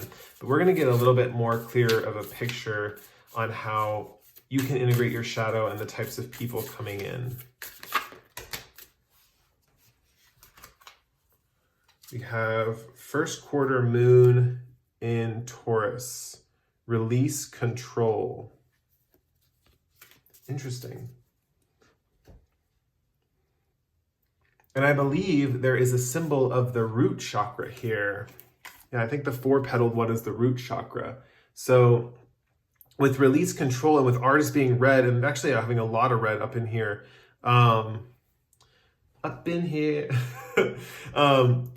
let's see. I definitely see something that could benefit you, because I'm definitely seeing right here, and in your daily life, you're a very dreamy, kind of spacey person, kind of all over the place, or just having like different desires or fantasies that other people aren't in tune with, other people aren't like seeing through you. But there's something about being an artist and being right here with this grounded energy and wanting to be by yourself. You really get down into some earthy, rooted type of stuff, basically. So there's something about with releasing control, like letting yourself flow when you're by yourself, kind of letting yourself flow, because I definitely see that you let yourself flow when you're out with people, but when you're by yourself, you might have more of a strict kind of regimen, I guess you could say, or way of operating or way of being by yourself that is kind of more, how do I put this? It's like a sense of analyzation or dealing with the symbols too much to the point where you want to kind of control the process, right? And so when you're dealing with this process, release control is letting yourself be free and expansive and flowing. Just because you're alone, this guy right here is just showing me that, there's a sense of being bottled up or kind of closing on or holding on too tightly. So releasing control, letting these things flow, letting the energy flow when you're by yourself. This is something that, just because you're by yourself doesn't mean you can't dance, or just doesn't mean you can't like do something wild or creative or spontaneous. Maybe you can sing while you're by yourself or something like that, or like, do different things like that, or color in a coloring book or something like that. With artists here, I'm definitely seeing there's an inclination for most of you to kind of get into a creative mindset and kind of create art when you're by yourself. So that's really, really cool. And with release control, this is kind of what other people are going to help you do as well. It's almost like you kind of keep like an order on your life, which is interesting. I wasn't seeing that until now with this card, and it's kind of clarifying your personality for me a little bit. But there's something about keeping an order on your life. The thing is, we didn't see it in any of these other situations. So you might the people that are best for you are the people who probably help you keep things very spontaneous, very like kind of go with the moment, go like in the flow, kind of, not really focusing too much on one particular path or one particular action, but kind of keeping it kind of like open-ended, basically. And with first quarter moon in Taurus, I'm definitely seeing that this could be somewhat of a struggle for you to accomplish or do, but these people are really going to be good for you. And I definitely see that you've had some of these people come into your life in the past that were really beneficial for you, and it's almost like you lost them and you got back into the kind of ways of like trying to control and order your life in a very almost meticulous way. And with release control, these kind of like earthy, more grounded people are going to help you kind of like release yourself and have a little bit of fun, be able to get a little bit of action into your life, basically. And with the root chakra here, these people are grounding you. It's interesting. They're keeping you spontaneous and rooted into the reality around you. But at the same time, with this release control, they're also, with the rooted, they're keeping you grounded. And with release control, they're in a way letting you relax a little bit, which is one of the cool things here. It's interesting. It's, because there's a nature for you to like focus on the facts of people, the wild side, the tame side, the subconscious side.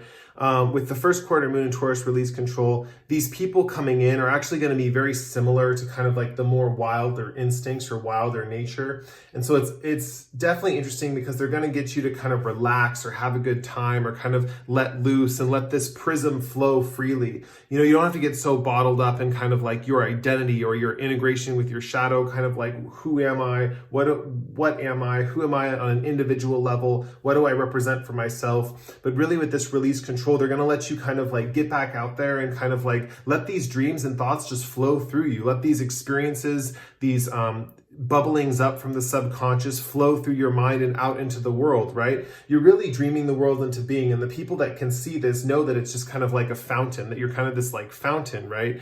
And so it's interesting because I know Taurus is a bull and not a horse, but it's like the metaphor of like you can lead a horse to water. you know, but in this metaphor, they're like drinking, right? And we have the moon here with water represented right here, in a cloud situation right here.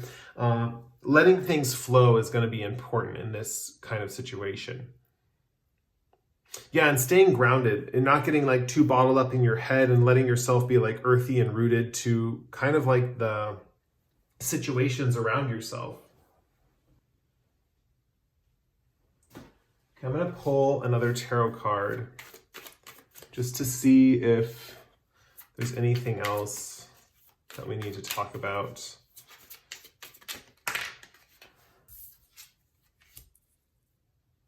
We have the Ten of Pentacles.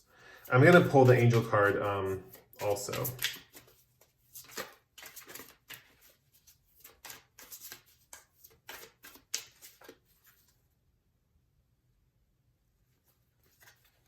Put one more of these. Queen of Wands, interesting. And then we'll pull the Angel card. So the Angel card is actually the one I'm pulling, is going to be what helps you through tough times, or helps you be more attractive, basically. So this angel is going to be kind of like what's the force in your life, or the angel that you should be working with, that kind of is going to help you with these things, that are going to help you be more attractive to other people, help you kind of with your appeal with others, and kind of get you more integrated with others, basically.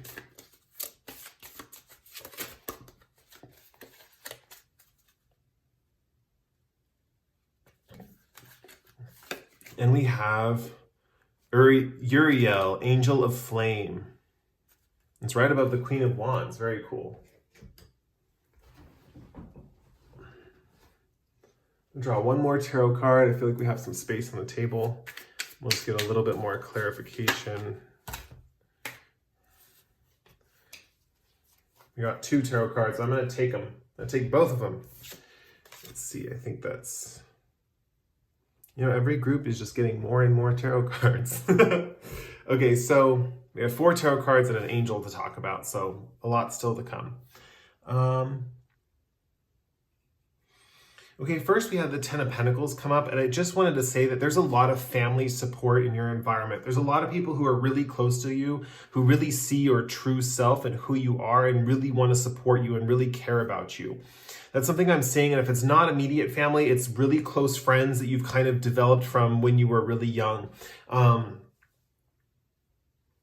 For some of you, those could be friends that you're meeting now, but for most of you, I think these are like long-term people that have been in your life for a while, or, you know, are kind of in there. I feel like with this financial stuff, and basically having a couple Pentacles cards here, there's something about financial abundance coming through for you guys, that there's something about strong financial family ties, that your family is going to kind of have like a sense of wealth or generational wealth or something like that. And it's basically saying that, like, don't worry about, with this kind of right here, it says using talent as an excuse to mistreat others, posing as a starving artist to elicit pity. You don't really have to worry about that too much as far as like being a starving artist or not having enough support from others, because I'm definitely seeing you have a strong support system here. And I definitely see a lot of wealth. If this is not a support system right now, you have a lot of wealth coming to you in your future, a lot of money that's going to be like beneficial for you. And definitely with Angel of Flame, I see this angel helps with all 4 of these aspects, right? The Angel of Flame, it's interesting. Flames can be kind of destructive, but the main reason I'm seeing the flame here is a sense of motivation, or kind of like a fire in your belly, right? Like the kind of idea of like kind of fueling it like a combustion engine, like a car, like explosive power is kind of what I'm seeing.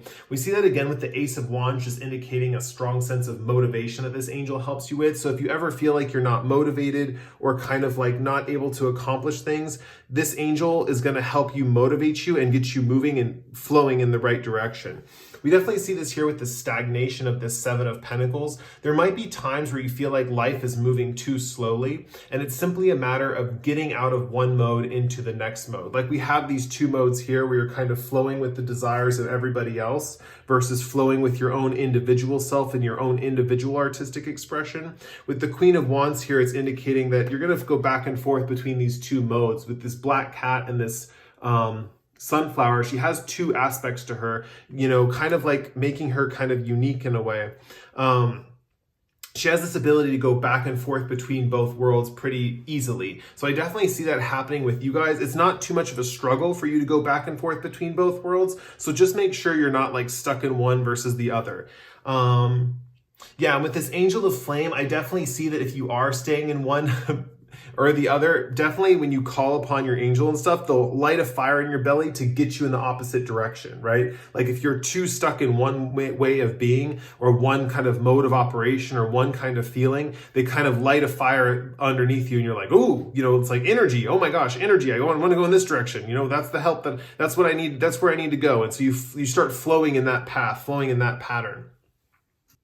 Yeah, there's a few wand cards right at the end with this angel, so I feel like most of your motivation is going to come from divine help. From Angel Uriel is really going to help you with like all of these kind of motivating forces. There's something about kind of the color red or kind of like an energy with the root chakra. There's something really strong with red energy with you, like the color red, the root chakra, kind of dealing with kind of like a more grounded sense of being. We have so much kind of spacey, heady, dreamy energy over here. And then we also have this kind of wanting to get down and kind of really be realistic with yourself and kind of grounded with how you kind of see things. So there's really a strong sense that like what people find attractive about you on one hand is like this sense of like dreaminess that you have, and on the other hand there's a sense that like when you get motivated, people are also attracted to you, like, whoa, where'd this come from? Like, it's time for action, like, let's keep moving, let's do it. You know, the Wands cards are all kind of leaders in a sense, and the Queen of Wands, although she's not the King of Wands, she is still kind of a leader in her own way. You know, she exudes warmth on others and kind of positivity on others, and that in a way that is inspiring and leading and kind of creating an environment where people feel stimulated and motivated to move and take action. I'm definitely seeing with this cat here, similar to group 2, that you do have kind of a mysterious side to your nature. And that's interesting. That's why people kind of, even though they know that they can kind of move through you and kind of get their results through you, like kind of like, oh, this person I can easily like, you know, I feel like you would attract a lot of people who vent to you about things or kind of talk to you about their problems, knowing that you're going to be able to transmute that into reality. Yeah, this is definitely a powerful angel to have on your side because they're really going to motivate you and get the ball rolling in any different area of your life. This is an angel that changes things up. Fire is also kind of keeps you warm. It is also destructive and kind of is hot, right? It's like hot. It's like you want to do something, get away, get closer, you know? Warmth, kind of if you're cold, you want to get close to warmth, you know? And if you're too hot, you want to get away from it. So they use this flame in order to guide and direct you, you know? Kind of to light a fire under your belly is the kind of the metaphor that I'm getting. Let me see if I see anything else. Yeah, that motivation is really going to come from like the heavens, basically, with this Ace of Wands representing like clouds and kind of like a sense of like strength in that department. It's really going to come from the heavens, you know? Yeah, anyone who comes into your life, because this card represents people, anyone who comes into your life to help you release control, help you kind of relax, kind of like your sense of control over your environment or kind of like your planning. I definitely see that here again with the 7 of Cups. There is a sense of like overthinking or having too many options or kind of wanting to control where things go. You know, especially right in here with this Artist card, this is kind of like people who can get you to kind of live in the moment and be spontaneous are going to be the best people for you. Especially if they're having you live in the moment in a grounded way. So doing grounded activities like taking you out on a hike, taking you to like work out or do some exercise, or like eating nourishing kind of foods like root vegetables and stuff like that. Like whatever is kind of a grounding activity that's also spontaneous, those are going to be the best types of people to come into your life and help you out and stuff. Wow, there's a lot here. Yeah, you guys definitely gave group 2 a run for their money as far as like interesting reading for the day. So yeah, if you enjoyed that reading, as I did, I enjoyed reading for you guys. But if you enjoyed that reading, you can like or comment below. If you really like this reading and you really resonated with my energy and you haven't already yet, please subscribe to the channel. We're always welcoming new subscribers here at Cody Tarot. And with that said, we are going to move on to group 4 with the Citrine. Hey, group 4, this is if you picked the Citrine piece right here.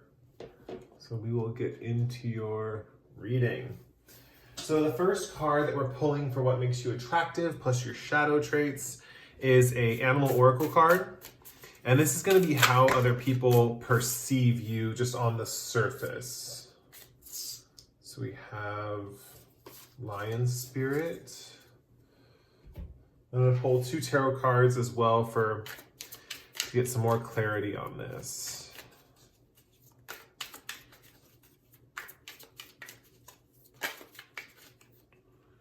And we have Temperance.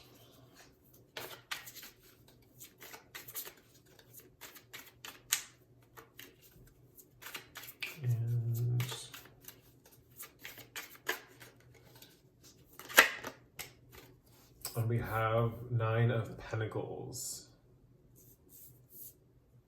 It's a little, little piece of like lint or something on the table. Interesting. Okay, so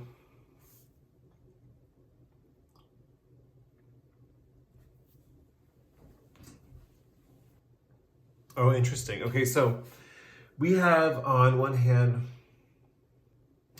we have the number 37 here. I'm going to point this out first, but 37 boils down to 10, and then that boils down to 1. So this is kind of a strong like indication of kind of like that people watching this pile have a more assertive or action-focused energy.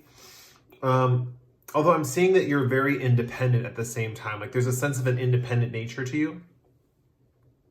With Be Generous of Spirit, I'm definitely seeing that you're very generous as far as like what you give of your time and resources to others, and you're very caring in that way.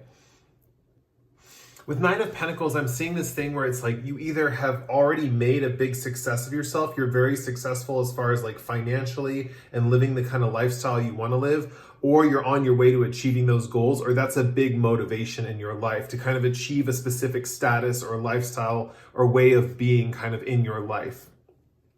I'm seeing with the Temperance card right here, I'm looking at the coin placed over or her crown chakra or her third eye right there. I'm definitely seeing that there's a whole concept of like your third eye helping you achieve these things. So people who are drawn to you are drawn to this kind of like noble image that you have of yourself. They're drawn to kind of like your nobility, the sense that they know you're going to go places, that you're going to be kind of like, they're kind of drawn to the fact that you're like, know how to make your way in the world, basically. You have a path and you're not afraid to go for it, basically. With the Temperance card, they're also drawn to you for your intuitive gifts. In a sense, they know you have a keen sense of like where, you know, I guess you could say like a hole in the market is or something like that. Like you have an ability to kind of mix components together. With the Temperance card, we also see her mixing water kind of with the 2 cups right there, and she has 1 foot dipped in the water and 1 foot on the land. I'm also looking at this triangle on her chest, and it's reminding me of ascension or ascending upward. And with the Lion Spirit, I definitely see that you're this type of person who you might have a lot of pride or sense of strength in yourself that you can achieve these goals. There's something here about being kind of like going through kind of like some kind of alchemical process or mixing things together in your own life to make things work. So I feel like you're the type of person who's kind of like an experimenter in a sense, where you can mix together one thing with another thing and kind of put them together to see what they create. So there's also a sense of like experimentation as well as kind of like a sense of independence and wanting to be successful, wanting to succeed. There's also a sense of kind of playing around with materials, kind of figuring out what's going to work for you and what won't. I feel like all these things make you really attractive. The one thing I'm saying mainly that makes you attractive is your sense of nobility. I think if anyone was going to pick out one trait, like if, you know, you're just watching, you know, picking you out from a crowd, basically, something about this group 4, is that there's a sense of nobility about you.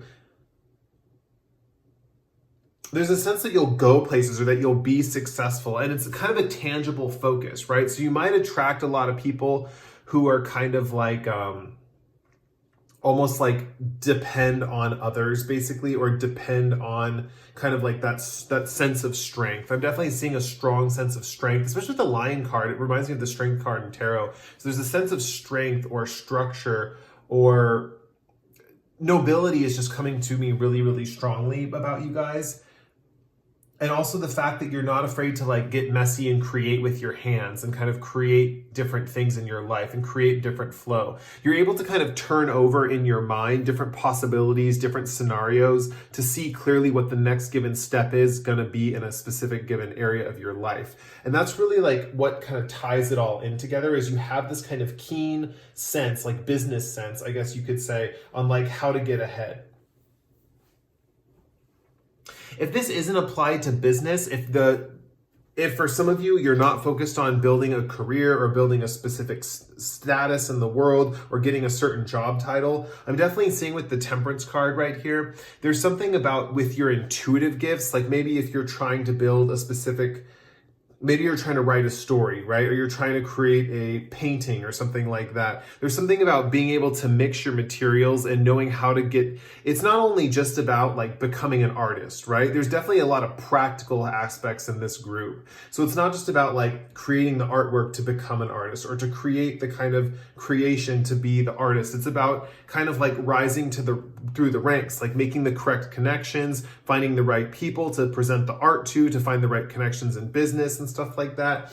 And you easily attract that stuff. I definitely seen you easily attract those types of people because you seem noble and reliable. There's something royal about your nature too. And we kind of see that here with the Nine of Pentacles. Okay, let's get into your guys' shadow. This will be your shadow side, and we're going to pull from the archetype cards to see what your shadow side is. We got two that flipped out. I'm going to take both. We have King and Addict.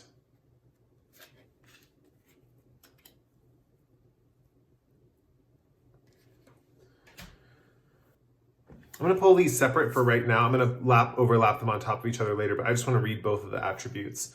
So for King, we have enlightened, benevolent leadership, benefiting those in your charge. And for the shadow attribute, we have excessive feelings of entitlement, rulership without restraint.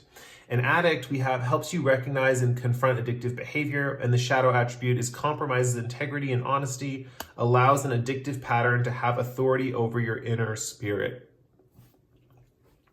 I'm definitely saying that something that could kind of get you down, or in a sense, and because Addict came out with King, it could be intertwined with your leadership in a sense.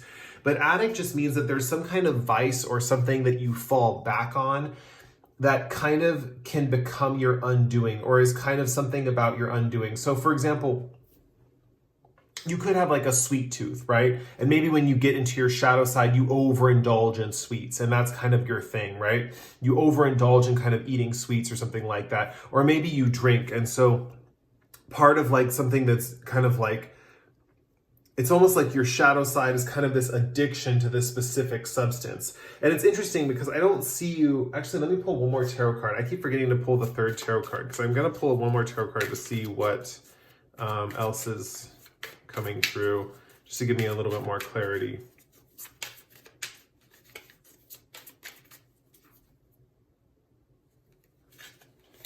And we have the Sun. Interesting. Okay, so I'm definitely saying there's some kind of like substance or something that you're using, some kind of thing that you're kind of addicted to that kind of brings you joy, that kind of brings you happiness.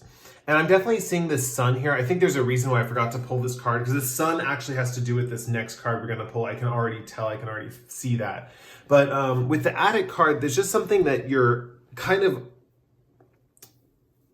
indulging in, I guess is the best way to put it, that is maybe not the best thing for you, but it kind of helps you with your shadow side. It's like when you feel those darker feelings surface, you kind of indulge in this particular aspect. And so it's interesting because some people think that, like, you know, if you are an addict with something, or you have something that you're kind of like holding on to that you kind of use as a crutch, right? That it means that like you're covering up something, that like maybe, you know, you have your shadow side is just not able to come to light because of this addictive tendency, right?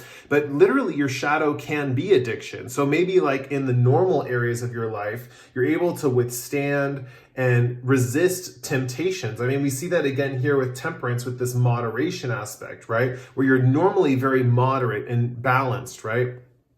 With this Addict card, when you get into a shadow or a dark place, or when you start having like, I almost want to say negative emotions building up, but With the Sun card, I'm even thinking it could be an overt, like too much positivity, like it's kind of like too much of a positive charge or something like that. And then it kind of gets you into more addictive kind of behaviors, if that makes sense. But yeah, basically when your shadow side is basically the sense that you kind of want to, instead of being moderate in all your kind of activities, basically, and kind of having this sense of moderation or ability to kind of like lead through mixing these chemicals together, it's almost like you use your own body to kind of mix things into the mix with yourself. I see that this actually weakens your leadership vibe just a little bit, and it kind of creates this interesting shadow effect. And part of the king vibe too is another aspect of your shadow is becoming like too much of a ruler, or kind of ruling with an iron fist, or kind of becoming too intense with your vibe, basically, for others to kind of handle. People kind of get a little turned off by that. And I've talked about it in other piles too. Some of the piles, their shadow attracts people, and some other piles, the shadow kind of turns people off. But with your pile, I'm saying specifically, there's something about becoming too tyrannical that kind of turns people off, you know? It's interesting. Your main mode is you're meant to be kind of like a ideal paragon of like what is reliable and noble in this world, right? You're meant to be kind of like a upstanding citizen, I guess is the best way to put it, and kind of reach a high pinnacle or a high achievement point for your financial well-being and just your well-being in general, basically. Being able to live kind of a luxurious lifestyle without having to worry too much. But I'm also seeing this luxurious lifestyle with this addict card can also get in the way here. So yes, in a way, you're better as someone who is giving energy than someone who is kind of controlling energy, is the best way to put it. Like, you can give of yourself, but you don't want to kind of control too much of your environment or have your environment submit to your will. Because I'm seeing that's also part of your shadow, is when you get into a dark place, there's a sense of, and it's interesting, this shadow attribute is not necessarily so much of like what you're like in a dark place. It's just saying that when you get into a dark place, it's because there's a sort of like tyrannical tendency, and there's also a sense of like addiction or kind of overindulging in something at the cost of something else in your life. You know, I can see that this addict thing can undo you a little bit because it probably costs a lot of money to keep up this thing that you're doing. And, that can kind of take away from building this sense of wealth for your future. But at the same time, the addict card is an interesting one, because at the same time, the cards are urging you to still indulge, in life and kind of have, like, live a life of luxury, because you're destined for that. You're destined for nobility, a life of luxury. And it's just saying that, like, if you find yourself stuck on one particular thing, one particular form of sensory indulgence or psychological indulgence, or even like sometimes even being competitive can be an addiction, you know, just kind of constantly comparing yourselves to others, right? There's something about like not worrying about that too much, or something about whatever the addiction is, like letting it go, or putting in some other aspects into your life, like indulging in some other things, or making sure you're just balanced and moderate in this kind of like energy. I definitely see that there's like an element of like happiness and peace. I mean, we have like so many positive tarot cards. We have Temperance, the Nine of Pentacles, and the Sun all coming out together. And it's just indicating that you have a huge, bright future ahead of you. And specifically with the Sun and with this child, it's almost like a youthful energy. So there's almost a sense of like wanting to be youthful or getting in touch with like your younger side that's going to really be beneficial for your shadow, basically. But it's interesting that we're getting stuff about how to help your shadow, because I was pulling other cards for that. I think I'll pull that now, actually, with the Moonology card. So we'll pull your Moonology card. This can represent people coming in. This can also represent help with your shadow side, or what types of people are attracted to help you with your shadow.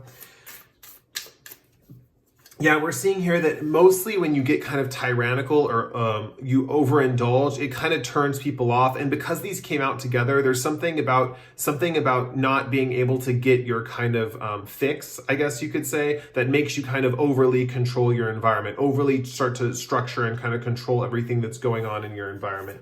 You know, it's important to kind of, you know, let yourself be a little bit free in the sense of, indulging but not going overboard, basically, and kind of keeping yourself generous and kind at the same time. And for your Moonology card, we have full moon in Aquarius, be real. This is interesting because we're picking up a lot of, like, we have Leo energy, Sagittarius energy, the sun is more Leo energy. We're picking up a lot of fire sign energy, and it looks like the type of people that are coming in for you, or the people that are the best for you, are basically Aquariuses, because they can get you to be your real authentic self. I'm definitely seeing that this really helps with your shadow side, gets you out of those dark moods as far as like being real, being kind of like who you truly are, and really embracing that is really going to get you through a lot of these darker times.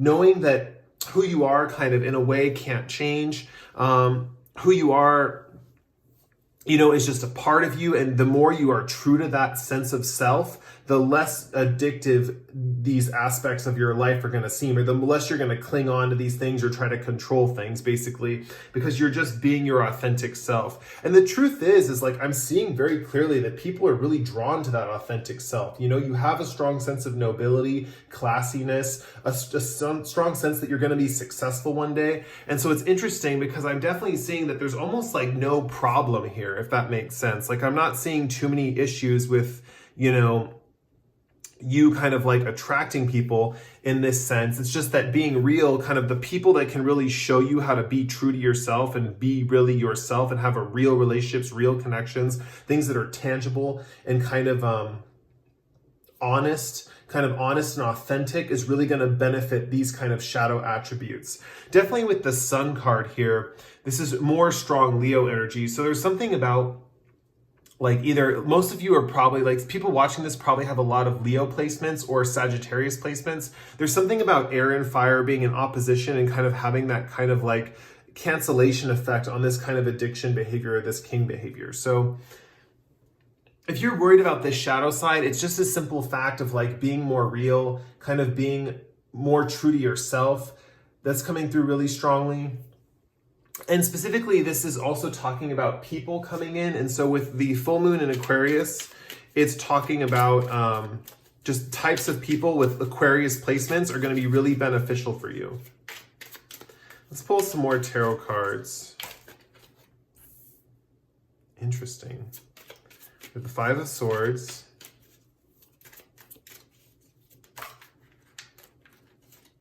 And we have the Fool.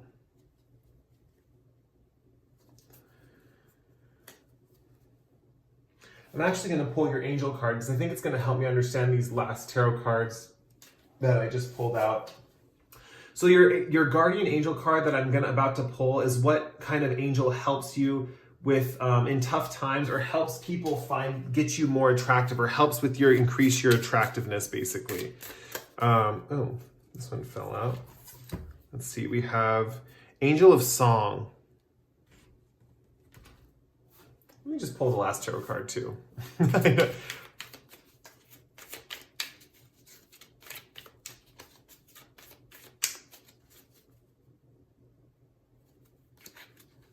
I'll pull the last one, and we have Page of Pentacles. Okay.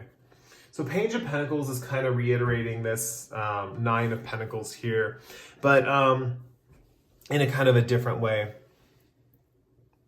Yeah, it's interesting. With full moon in Aquarius, be real, and we have the Five of Swords here. Something that's coming through is like being able to kind of, I don't know if dominate's the right word, but being able to kind of like control your environment by kind of like picking up on other people's thoughts or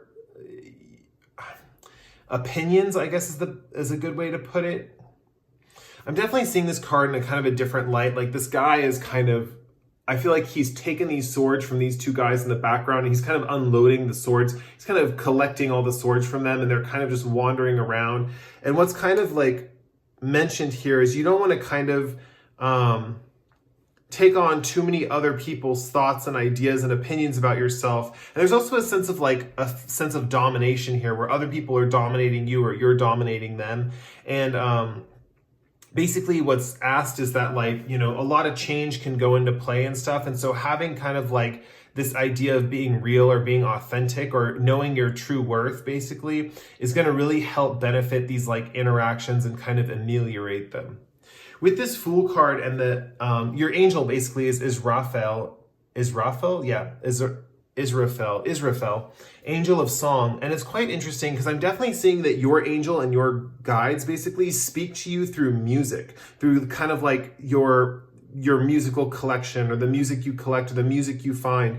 There's messages in the songs for you. And with the Fool card over here, I see that music is very freeing for you, and this kind of releases you from a lot of weight and heaviness, right? This Five of Swords energy is a very heavy card, or can be a very heavy card, you know? There's a lot of tension in this card. So with these surrounding cards, there's a lot of strong indicators that on one hand, with the Be Real card, being real and truly you is going to release a lot of that tension. With the Sun card, you know, letting yourself maintain that positive orientation by kind of, I'm going to use the word ameliorate again, ameliorating the addiction and the tyrannical behavior and keeping yourself moderate in those kind of indulgences is really going to help. And with the Fool card, I definitely see that there's a sense, this Fool kind of reminds me of someone who's dancing, I guess is the best way to put it. Someone who's dancing and they have this dog kind of like barking and looking at them as they're being playful and the dog's being playful. And so there's this whole idea that with this angel of song, it's interesting because I'm seeing that this angel of song is above you playing this trumpet or whatever it is, and then you kind of dancing or feeling free on the other hand. So there's something about music that's really strong with this group, that music is really beneficial for coming through and kind of healing you and helping you.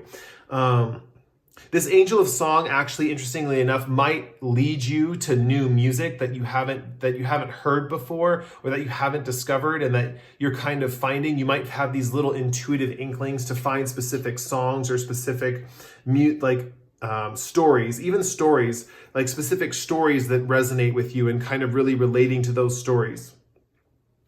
With Page of Pentacles, I definitely see that like through listening to music, there's something about being creating a new like idea or admiring something or admiring a song or admiring a person or something like that. There's something about admiration that's coming through strongly that links all the way back to this kind of like career path of like being, you know, successful and independent and kind of like having a sense of like material security. With the Page of Pentacles, I'm definitely seeing that the whole idea of starting a new project is important. And this angel of song can get you to do that by shifting your focus to different pieces of art, right? So for example, if you're kind of like indulging too much in one form of art or one kind of style, I see the angel of song kind of introducing you to a new lyrical pattern. And I say lyrical pattern because it could be a poetry, it could be song, it could be art, it could be a movie, it could be some new thing that comes in that creates like a sense of admiration in you, that creates kind of a new sense of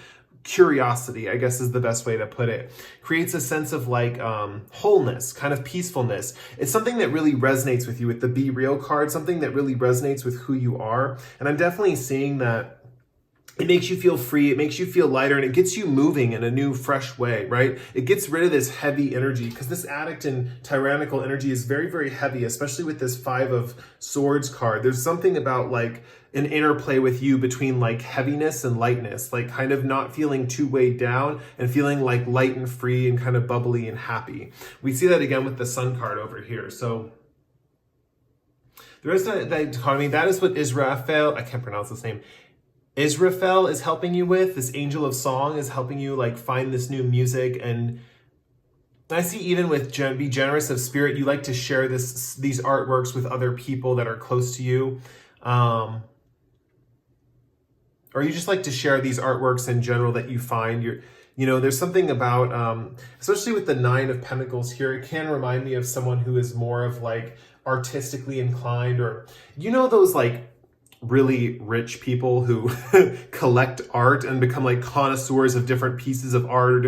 I definitely see you as more like an art collector than maybe like the artist yourself. Like you definitely really appreciate art. You appreciate artists. You appreciate that kind of energy. And so I'm definitely saying that on one hand, that's like one thing you really love and that's really going to be a big part of your life is kind of collecting art. And another reason why people are attracted to you is because you have such a strong sense of style. I mean, look at this woman, you know, like in the Nine of Pentacles, like she's a baller. Like she is just in this most elegant gown with her grapes in the background. There's something just very elegant about you, stylish about you. And you do have like a savvy business sense is what I'm seeing.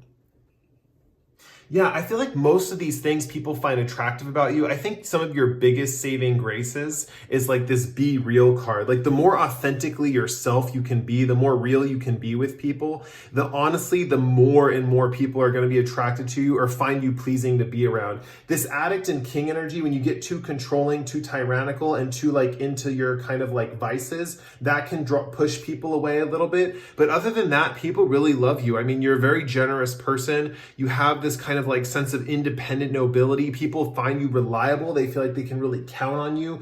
I feel like a lot of people who are starting businesses or want to hire people would really want to hire you. I feel like you probably don't have any issues trying to find work or a job. So kudos on that. But yeah, I think I'm going to wrap the reading up here.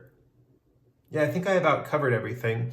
So if you enjoyed that reading, you can like or comment below. If you really like the reading and you resonate with my energy, feel free to subscribe to the channel if you haven't already. And I will see you guys in the next pick a card. We're going to move on now to group number 5 with the Sodalite.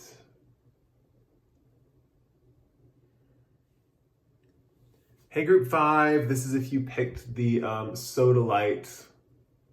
We'll call it a chunk. It's a pretty big stone. It's a big chunk of Sodalite.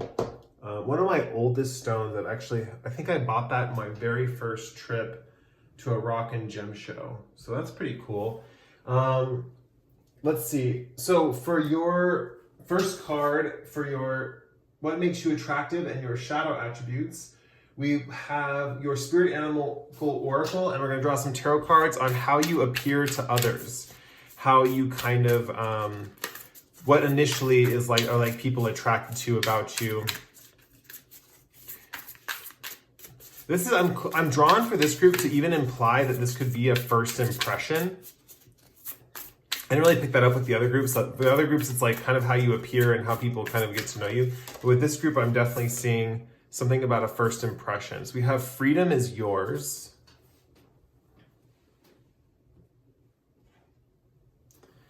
And let's draw some tarot cards. Oh, we got both of them.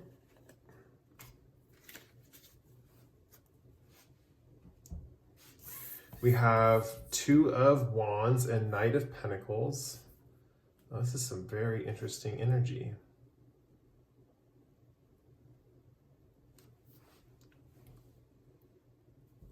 Something right off the bat that's coming to me is that your temperament or how you interact with the world is quite interesting. Because on one hand, we have horse spirit, freedom is yours, indicating that you don't really like to be tied down. You like kind of like your freedom. But at the same time, we have double horse energy with the knight over here. So horses might be important to you.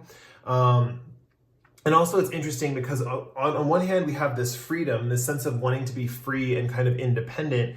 And then on the other hand, with the Knight of Pentacles, it's kind of a very slow moving energy. So there's a sense of wanting to be free to make your own moves, but take your time. Like there's something about like not wanting to be rushed or not wanting to kind of rush ahead, you know, or have someone rush you. You know, you don't want to be kind of controlled by someone kind of telling you like, you know, hurry up, kind of get a move on. You know, there's something strong about this, about group 5, about basically not wanting to be rushed. Like if someone told you, like, oh, take your time, like we have plenty of time, you would love that. That would be something that you would really enjoy. I definitely see that with the Knight of Pentacles too and the Two of Wands, something people really appreciate about you is your thorough planning.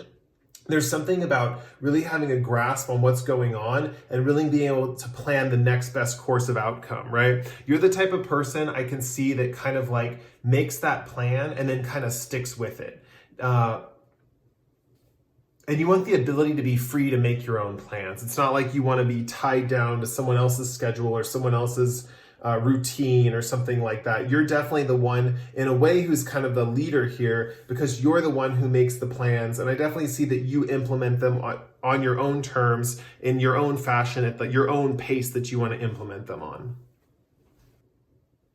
There's something of the dreamer and visionary about you. There's something about seeing off into like faraway lands, or seeing off into distant projects, or basically having a long-term vision of like what's going on in the future. With the horses here, it's reminding me of stamina, like being in it for the long haul, having the energy to tackle these obstacles for a long period of time, or the long haul.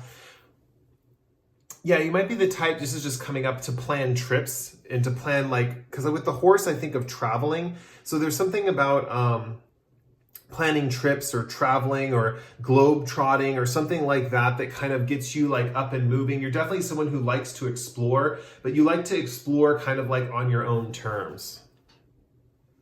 Let me see what else we have. I feel drawn to immediately go into the shadow attribute, so I'm going to do that now. Pull your shadow attribute card. And I'm not going to forget this. I'm going to pull a tarot card with it. This is going to be your shadow. We're going to get into that. We have Child Magical. Perfect. And for your tarot card, for your shadow,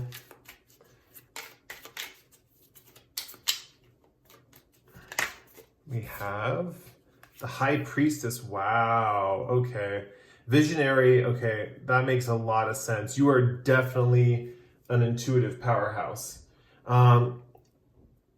It's interesting because it's like the High Priestess card is coming up for when you are kind of stressed out or kind of in a shadow realm too. But I definitely see with the black pillar and the white pillar that this is something that you have in both your light side and your shadow side. So no matter what, you're always going to have a really solid balanced intuition or knowing kind of like, or basically like secret knowledge. Let me read the Child Magical card. It says, seeing the potential for sacred beauty in all things, the belief that everything is possible, and the shadow attributes are pessimism, depression, and disbelief in miracles, believing that energy and action are not required for growth. Okay, the last part, believing that energy and action are not required for growth, and the High Priestess energy. High Priestess is yin energy, right? That's receptive energy. That's kind of wanting to receive things from the universe. That's kind of wanting to be in a receptive state. So I definitely feel like for your shadow, I'm not seeing too many strong shadow aspects to your personality, which is great. I mean, this is probably meaning that you've probably integrated your shadow already. You've already really worked on it. You're probably a more like whole being person. But I'm definitely seeing that sometimes you believe that, that you don't really need to kind of like work on too many things for growth, but I'm seeing that you're mostly over that, interestingly enough, if you came to this reading, because obviously you're watching this reading. So I feel like with this type of person, like for you guys, group 5, that just a little bit of growth or just a little bit of desire to grow and kind of become a better person is going to be very beneficial for you. Like it's going to be just a little bit of desire to grow is going to be like skyrocket you way more than any other person, basically. And with Child Magical, there is a sense that like when you get into your shadow side, you maybe stop believing in the magic in the world around you, right? Or there might be something where you feel insignificant like a child, or powerless to like the world around you. You might still even see the beauty in the world around you, but you might feel like powerless to make a change.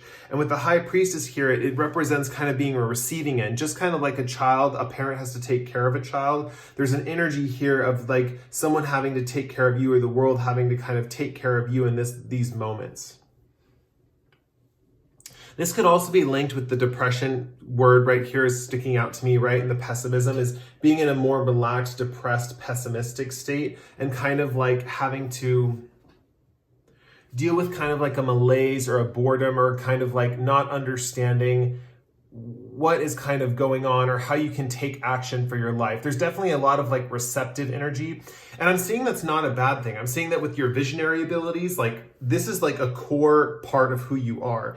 It's just that when you're in your shadow form, it's like it gets amplified too much, or it just, the kind of like visionary abilities turns into kind of like, I wouldn't say laziness. I would say more like It's almost like a sense of not taking action. I definitely feel here for a lot of people in this group that you want to take action when you feel ready, when you feel called for it, when you're ready to move. I definitely see that you are an action person, a very slow and steady wins the race person, but it's almost like you're almost too receiving in this energy. For this pile, I'm definitely feeling that a lot of you are more introverted than extroverted.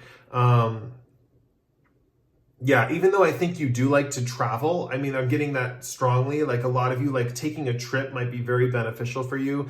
You do like to travel. You're definitely more introverted than extroverted. I definitely see people love your freedom-loving nature and all at the same time love those visionary abilities. I'm getting visionary with all three of these cards. And that's coming through really strongly. It's interesting because this is a very positive card to come out for a shadow attribute, and because it says child magical, the only thing I'm seeing that's really shadowy about this is that you almost want to be taken care of when you're in your shadow. It's like you expect to be taken care of rather than providing for others, and that's kind of interesting. But at the same time, with the shadow, it's very integrated. Like you almost sense that this is almost a magical time for you. You've almost transmuted it already. So instead of like when you're in your receiving state and kind of feeling helpless, you're in your receiving state and kind of feeling amazed by it's almost like you let the universe take care of you in this receiving state. Like you're kind of letting the universe be your kind of ultimate parent in this regard. Okay, let's go into the next attribute. This is the Moonology card. This is going to be kind of like people that are kind of helping you, and this is going to be kind of how you can integrate your shadow, basically. And this is also going to focus on kind of similar types of people that can help, basically. Yeah, you're very integrated and very intuitive, I'm seeing. Oh, wait, I don't know why. I just had another one in my hand. Okay, so we have push through any insecurities and step up and lead, new moon in Capricorn and first quarter moon in Cancer. Okay, so I feel like Cancer personalities are going to be really beneficial for you, and some people with Capricorn placements. I feel like for a lot of you, this depression or this sense that kind of like you lose the magical sense of life basically in your shadow would have come from like insecurities or like feeling like a little insecure. I mean, as a child, it's like helpless. You know, if the parent's not around to like guide that child or kind of cater to that child's needs and the child's just left alone, there's a strong sense of insecurity or maybe even abandonment issues is what I'm picking up for some of you. But like I said, you've worked through a lot of these already. I'm getting up for most of you in this pile, and if you haven't, I see you working on those really soon. You know, I definitely see this freedom is yours kind of coming through strongly as a sense that you do like to not be confined or not be tied down, and that might come from learning that instead of feeling abandoned or feeling like you're left alone, that you like are left to be free, you know? And so that's kind of like a sense of being freedom, you know?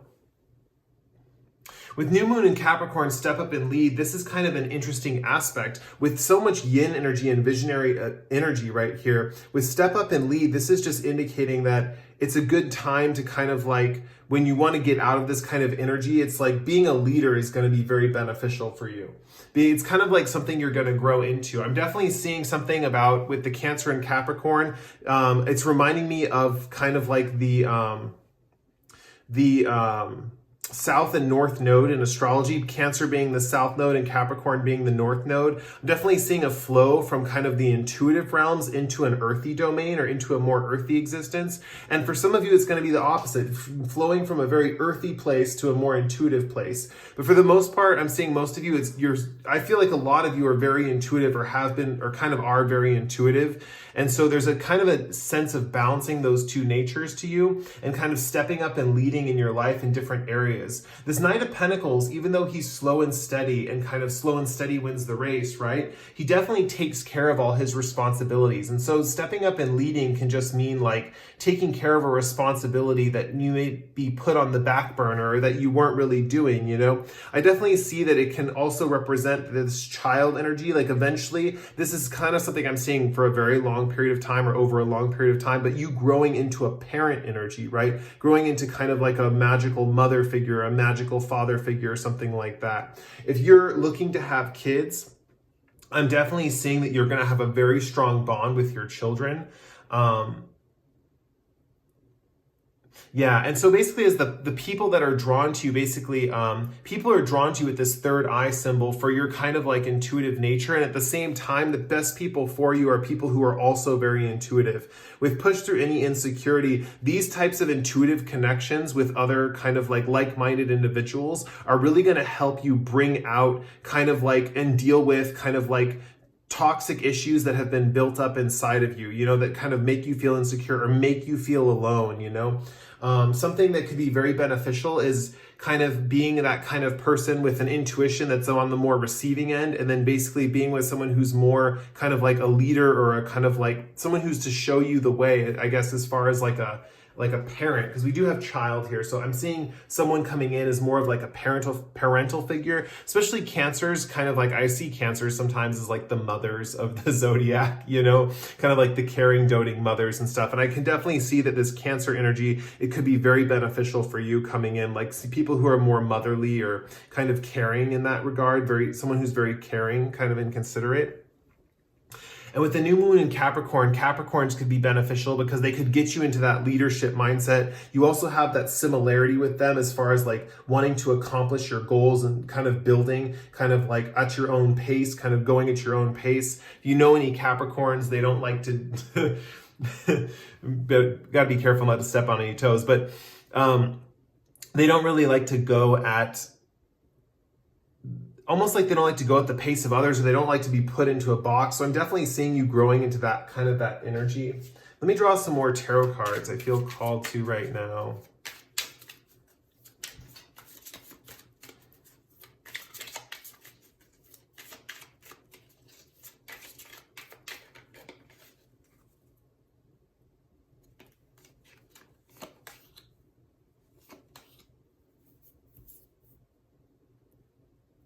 Yeah, we're getting a lot of pentacle energy here. So there's definitely an element of this earthy nature. We have earth and water here, and also with the Cancer and the Capricorn, there's something about a lot of water and earthy placements in your chart. And something about that is like, okay, and this is also just so you know, if you don't have water and earthy placements in your chart, there's something about you being balanced. It's just a bigger metaphor for you being a very balanced individual, especially with that shadow attribute. You've already worked through it a lot. Like I'm definitely seeing there's a sense of working through your shadow already. And with this kind of water and earthy kind of thing, there's definitely a strong sense of balance to you. There's a strong sense that you have both natures in your character. If you have a chart, a birth chart, you probably have like one element, like you probably either have like a lot of, half air and half fire, or half earth and half water.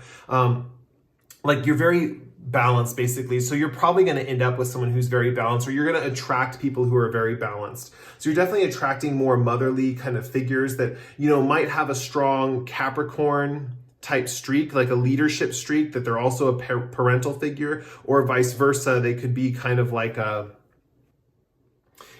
intuitive hard worker.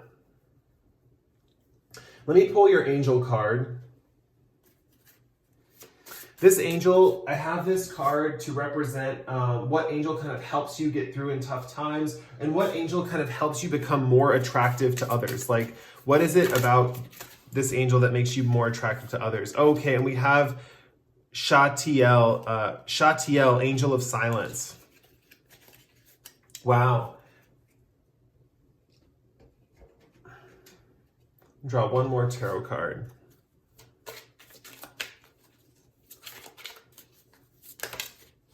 We got the World. Wow. Yeah, I definitely see that something about building strength. I'm definitely seeing these people out in the cold and kind of like the warmth of the inside of the building here. And this Five of Pentacles. There's something about the Angel of Silence, and there's snow around her as well, right? There's something about when you're left out in the cold, or when you feel abandoned or lost or kind of like alone, there's something about feeling really comforted by silence, or silence comforting you. It's almost like you're scared there's nothing that's going to be around, but then as soon as you're alone and everything is like still, you really feel the presence of some higher force or higher being in your life, basically. It's funny because this card recently came up in a reading for a friend that I had. I did a reading for her, and this card came up as one of her guardian angels. This is definitely can also talk about silencing the mind and kind of keeping your head clear. But for the most part, I'm seeing this angel comes through to you in moments of silence when you're not, watching TV or listening to music or anything like that. This angel comes to you in moments where there's not a lot going on. It's really quiet and it's very peaceful. There's really not a lot of stimulation in your environment. There's a lot of like peacefulness. And I'm definitely seeing that it can make these people here that are injured, or make you feel, if you're feeling injured, it can heal you. It can really be very, very beneficial to you. I definitely recommend too, if like you're not someone who does this already, to go to nature, to go out and away from different people and kind of live in kind of like, or go into a secluded place in nature and kind of just enjoy the silence that is around you.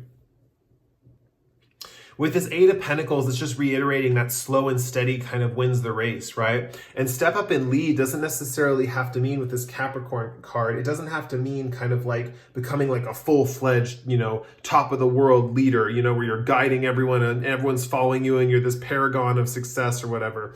It just means that like stepping up and leading means like taking care of the responsibilities day by day, step by step, and going kind of slowly and surely forward. This guy kind of becomes perfect at making these pentacles because he just does it day in and day out. And that's kind of that Capricorn energy. You just keep showing up to the work, just doing the work day in and day out. And that's coming through really strongly here, especially with this earthy energy. I definitely see with the World card here, this silence, this angel of silence, actually, when they're bringing you this sense of silence, or in these moments of silence where you can communicate with this angel, they're definitely sending you messages from the rest of the world, from the rest of kind of like the zodiac, I guess you could say. There's something about like reintegrating with the world when you're in this moment of silence. There's something about feeling connected to the earth or connected to the world all around you. And this is kind of the moments where I definitely see you as more of an introverted person, but with the Angel of Silence here in the World card, if you go within and spend some time in a really silent, tranquil atmosphere, I'm definitely seeing you can really connect with your angels, heal actual physical wounds in your body. I definitely see with this silence kind of helps you heal your actual body. And then with the World card, it connects you with the world and gets things kind of accomplished in your life. It has a way of like making the world move around you, to kind of make the world move around you to like your advantage point, basically.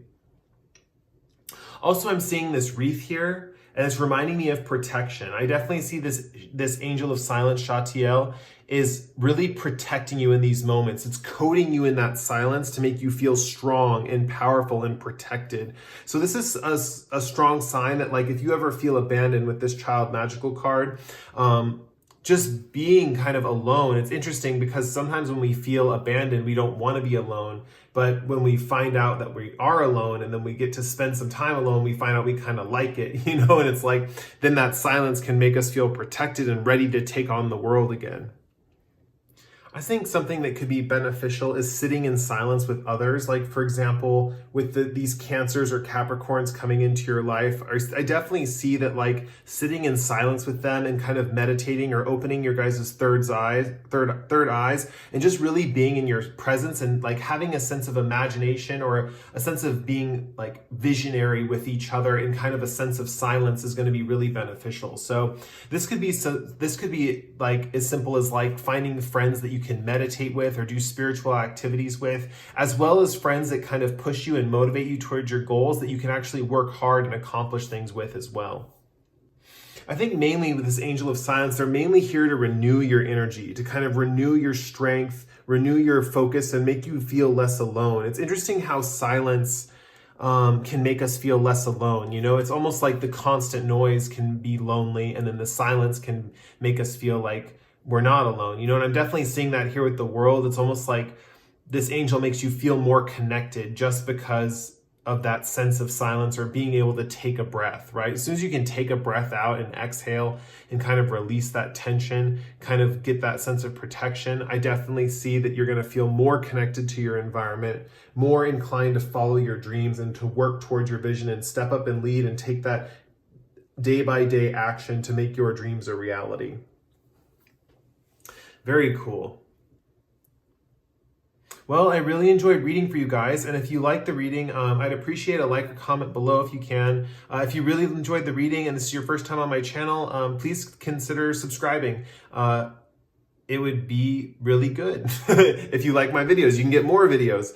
And with that said, that was the last reading for today. So I really enjoyed reading for you, and I will see you guys in the next pick a card. Goodbye.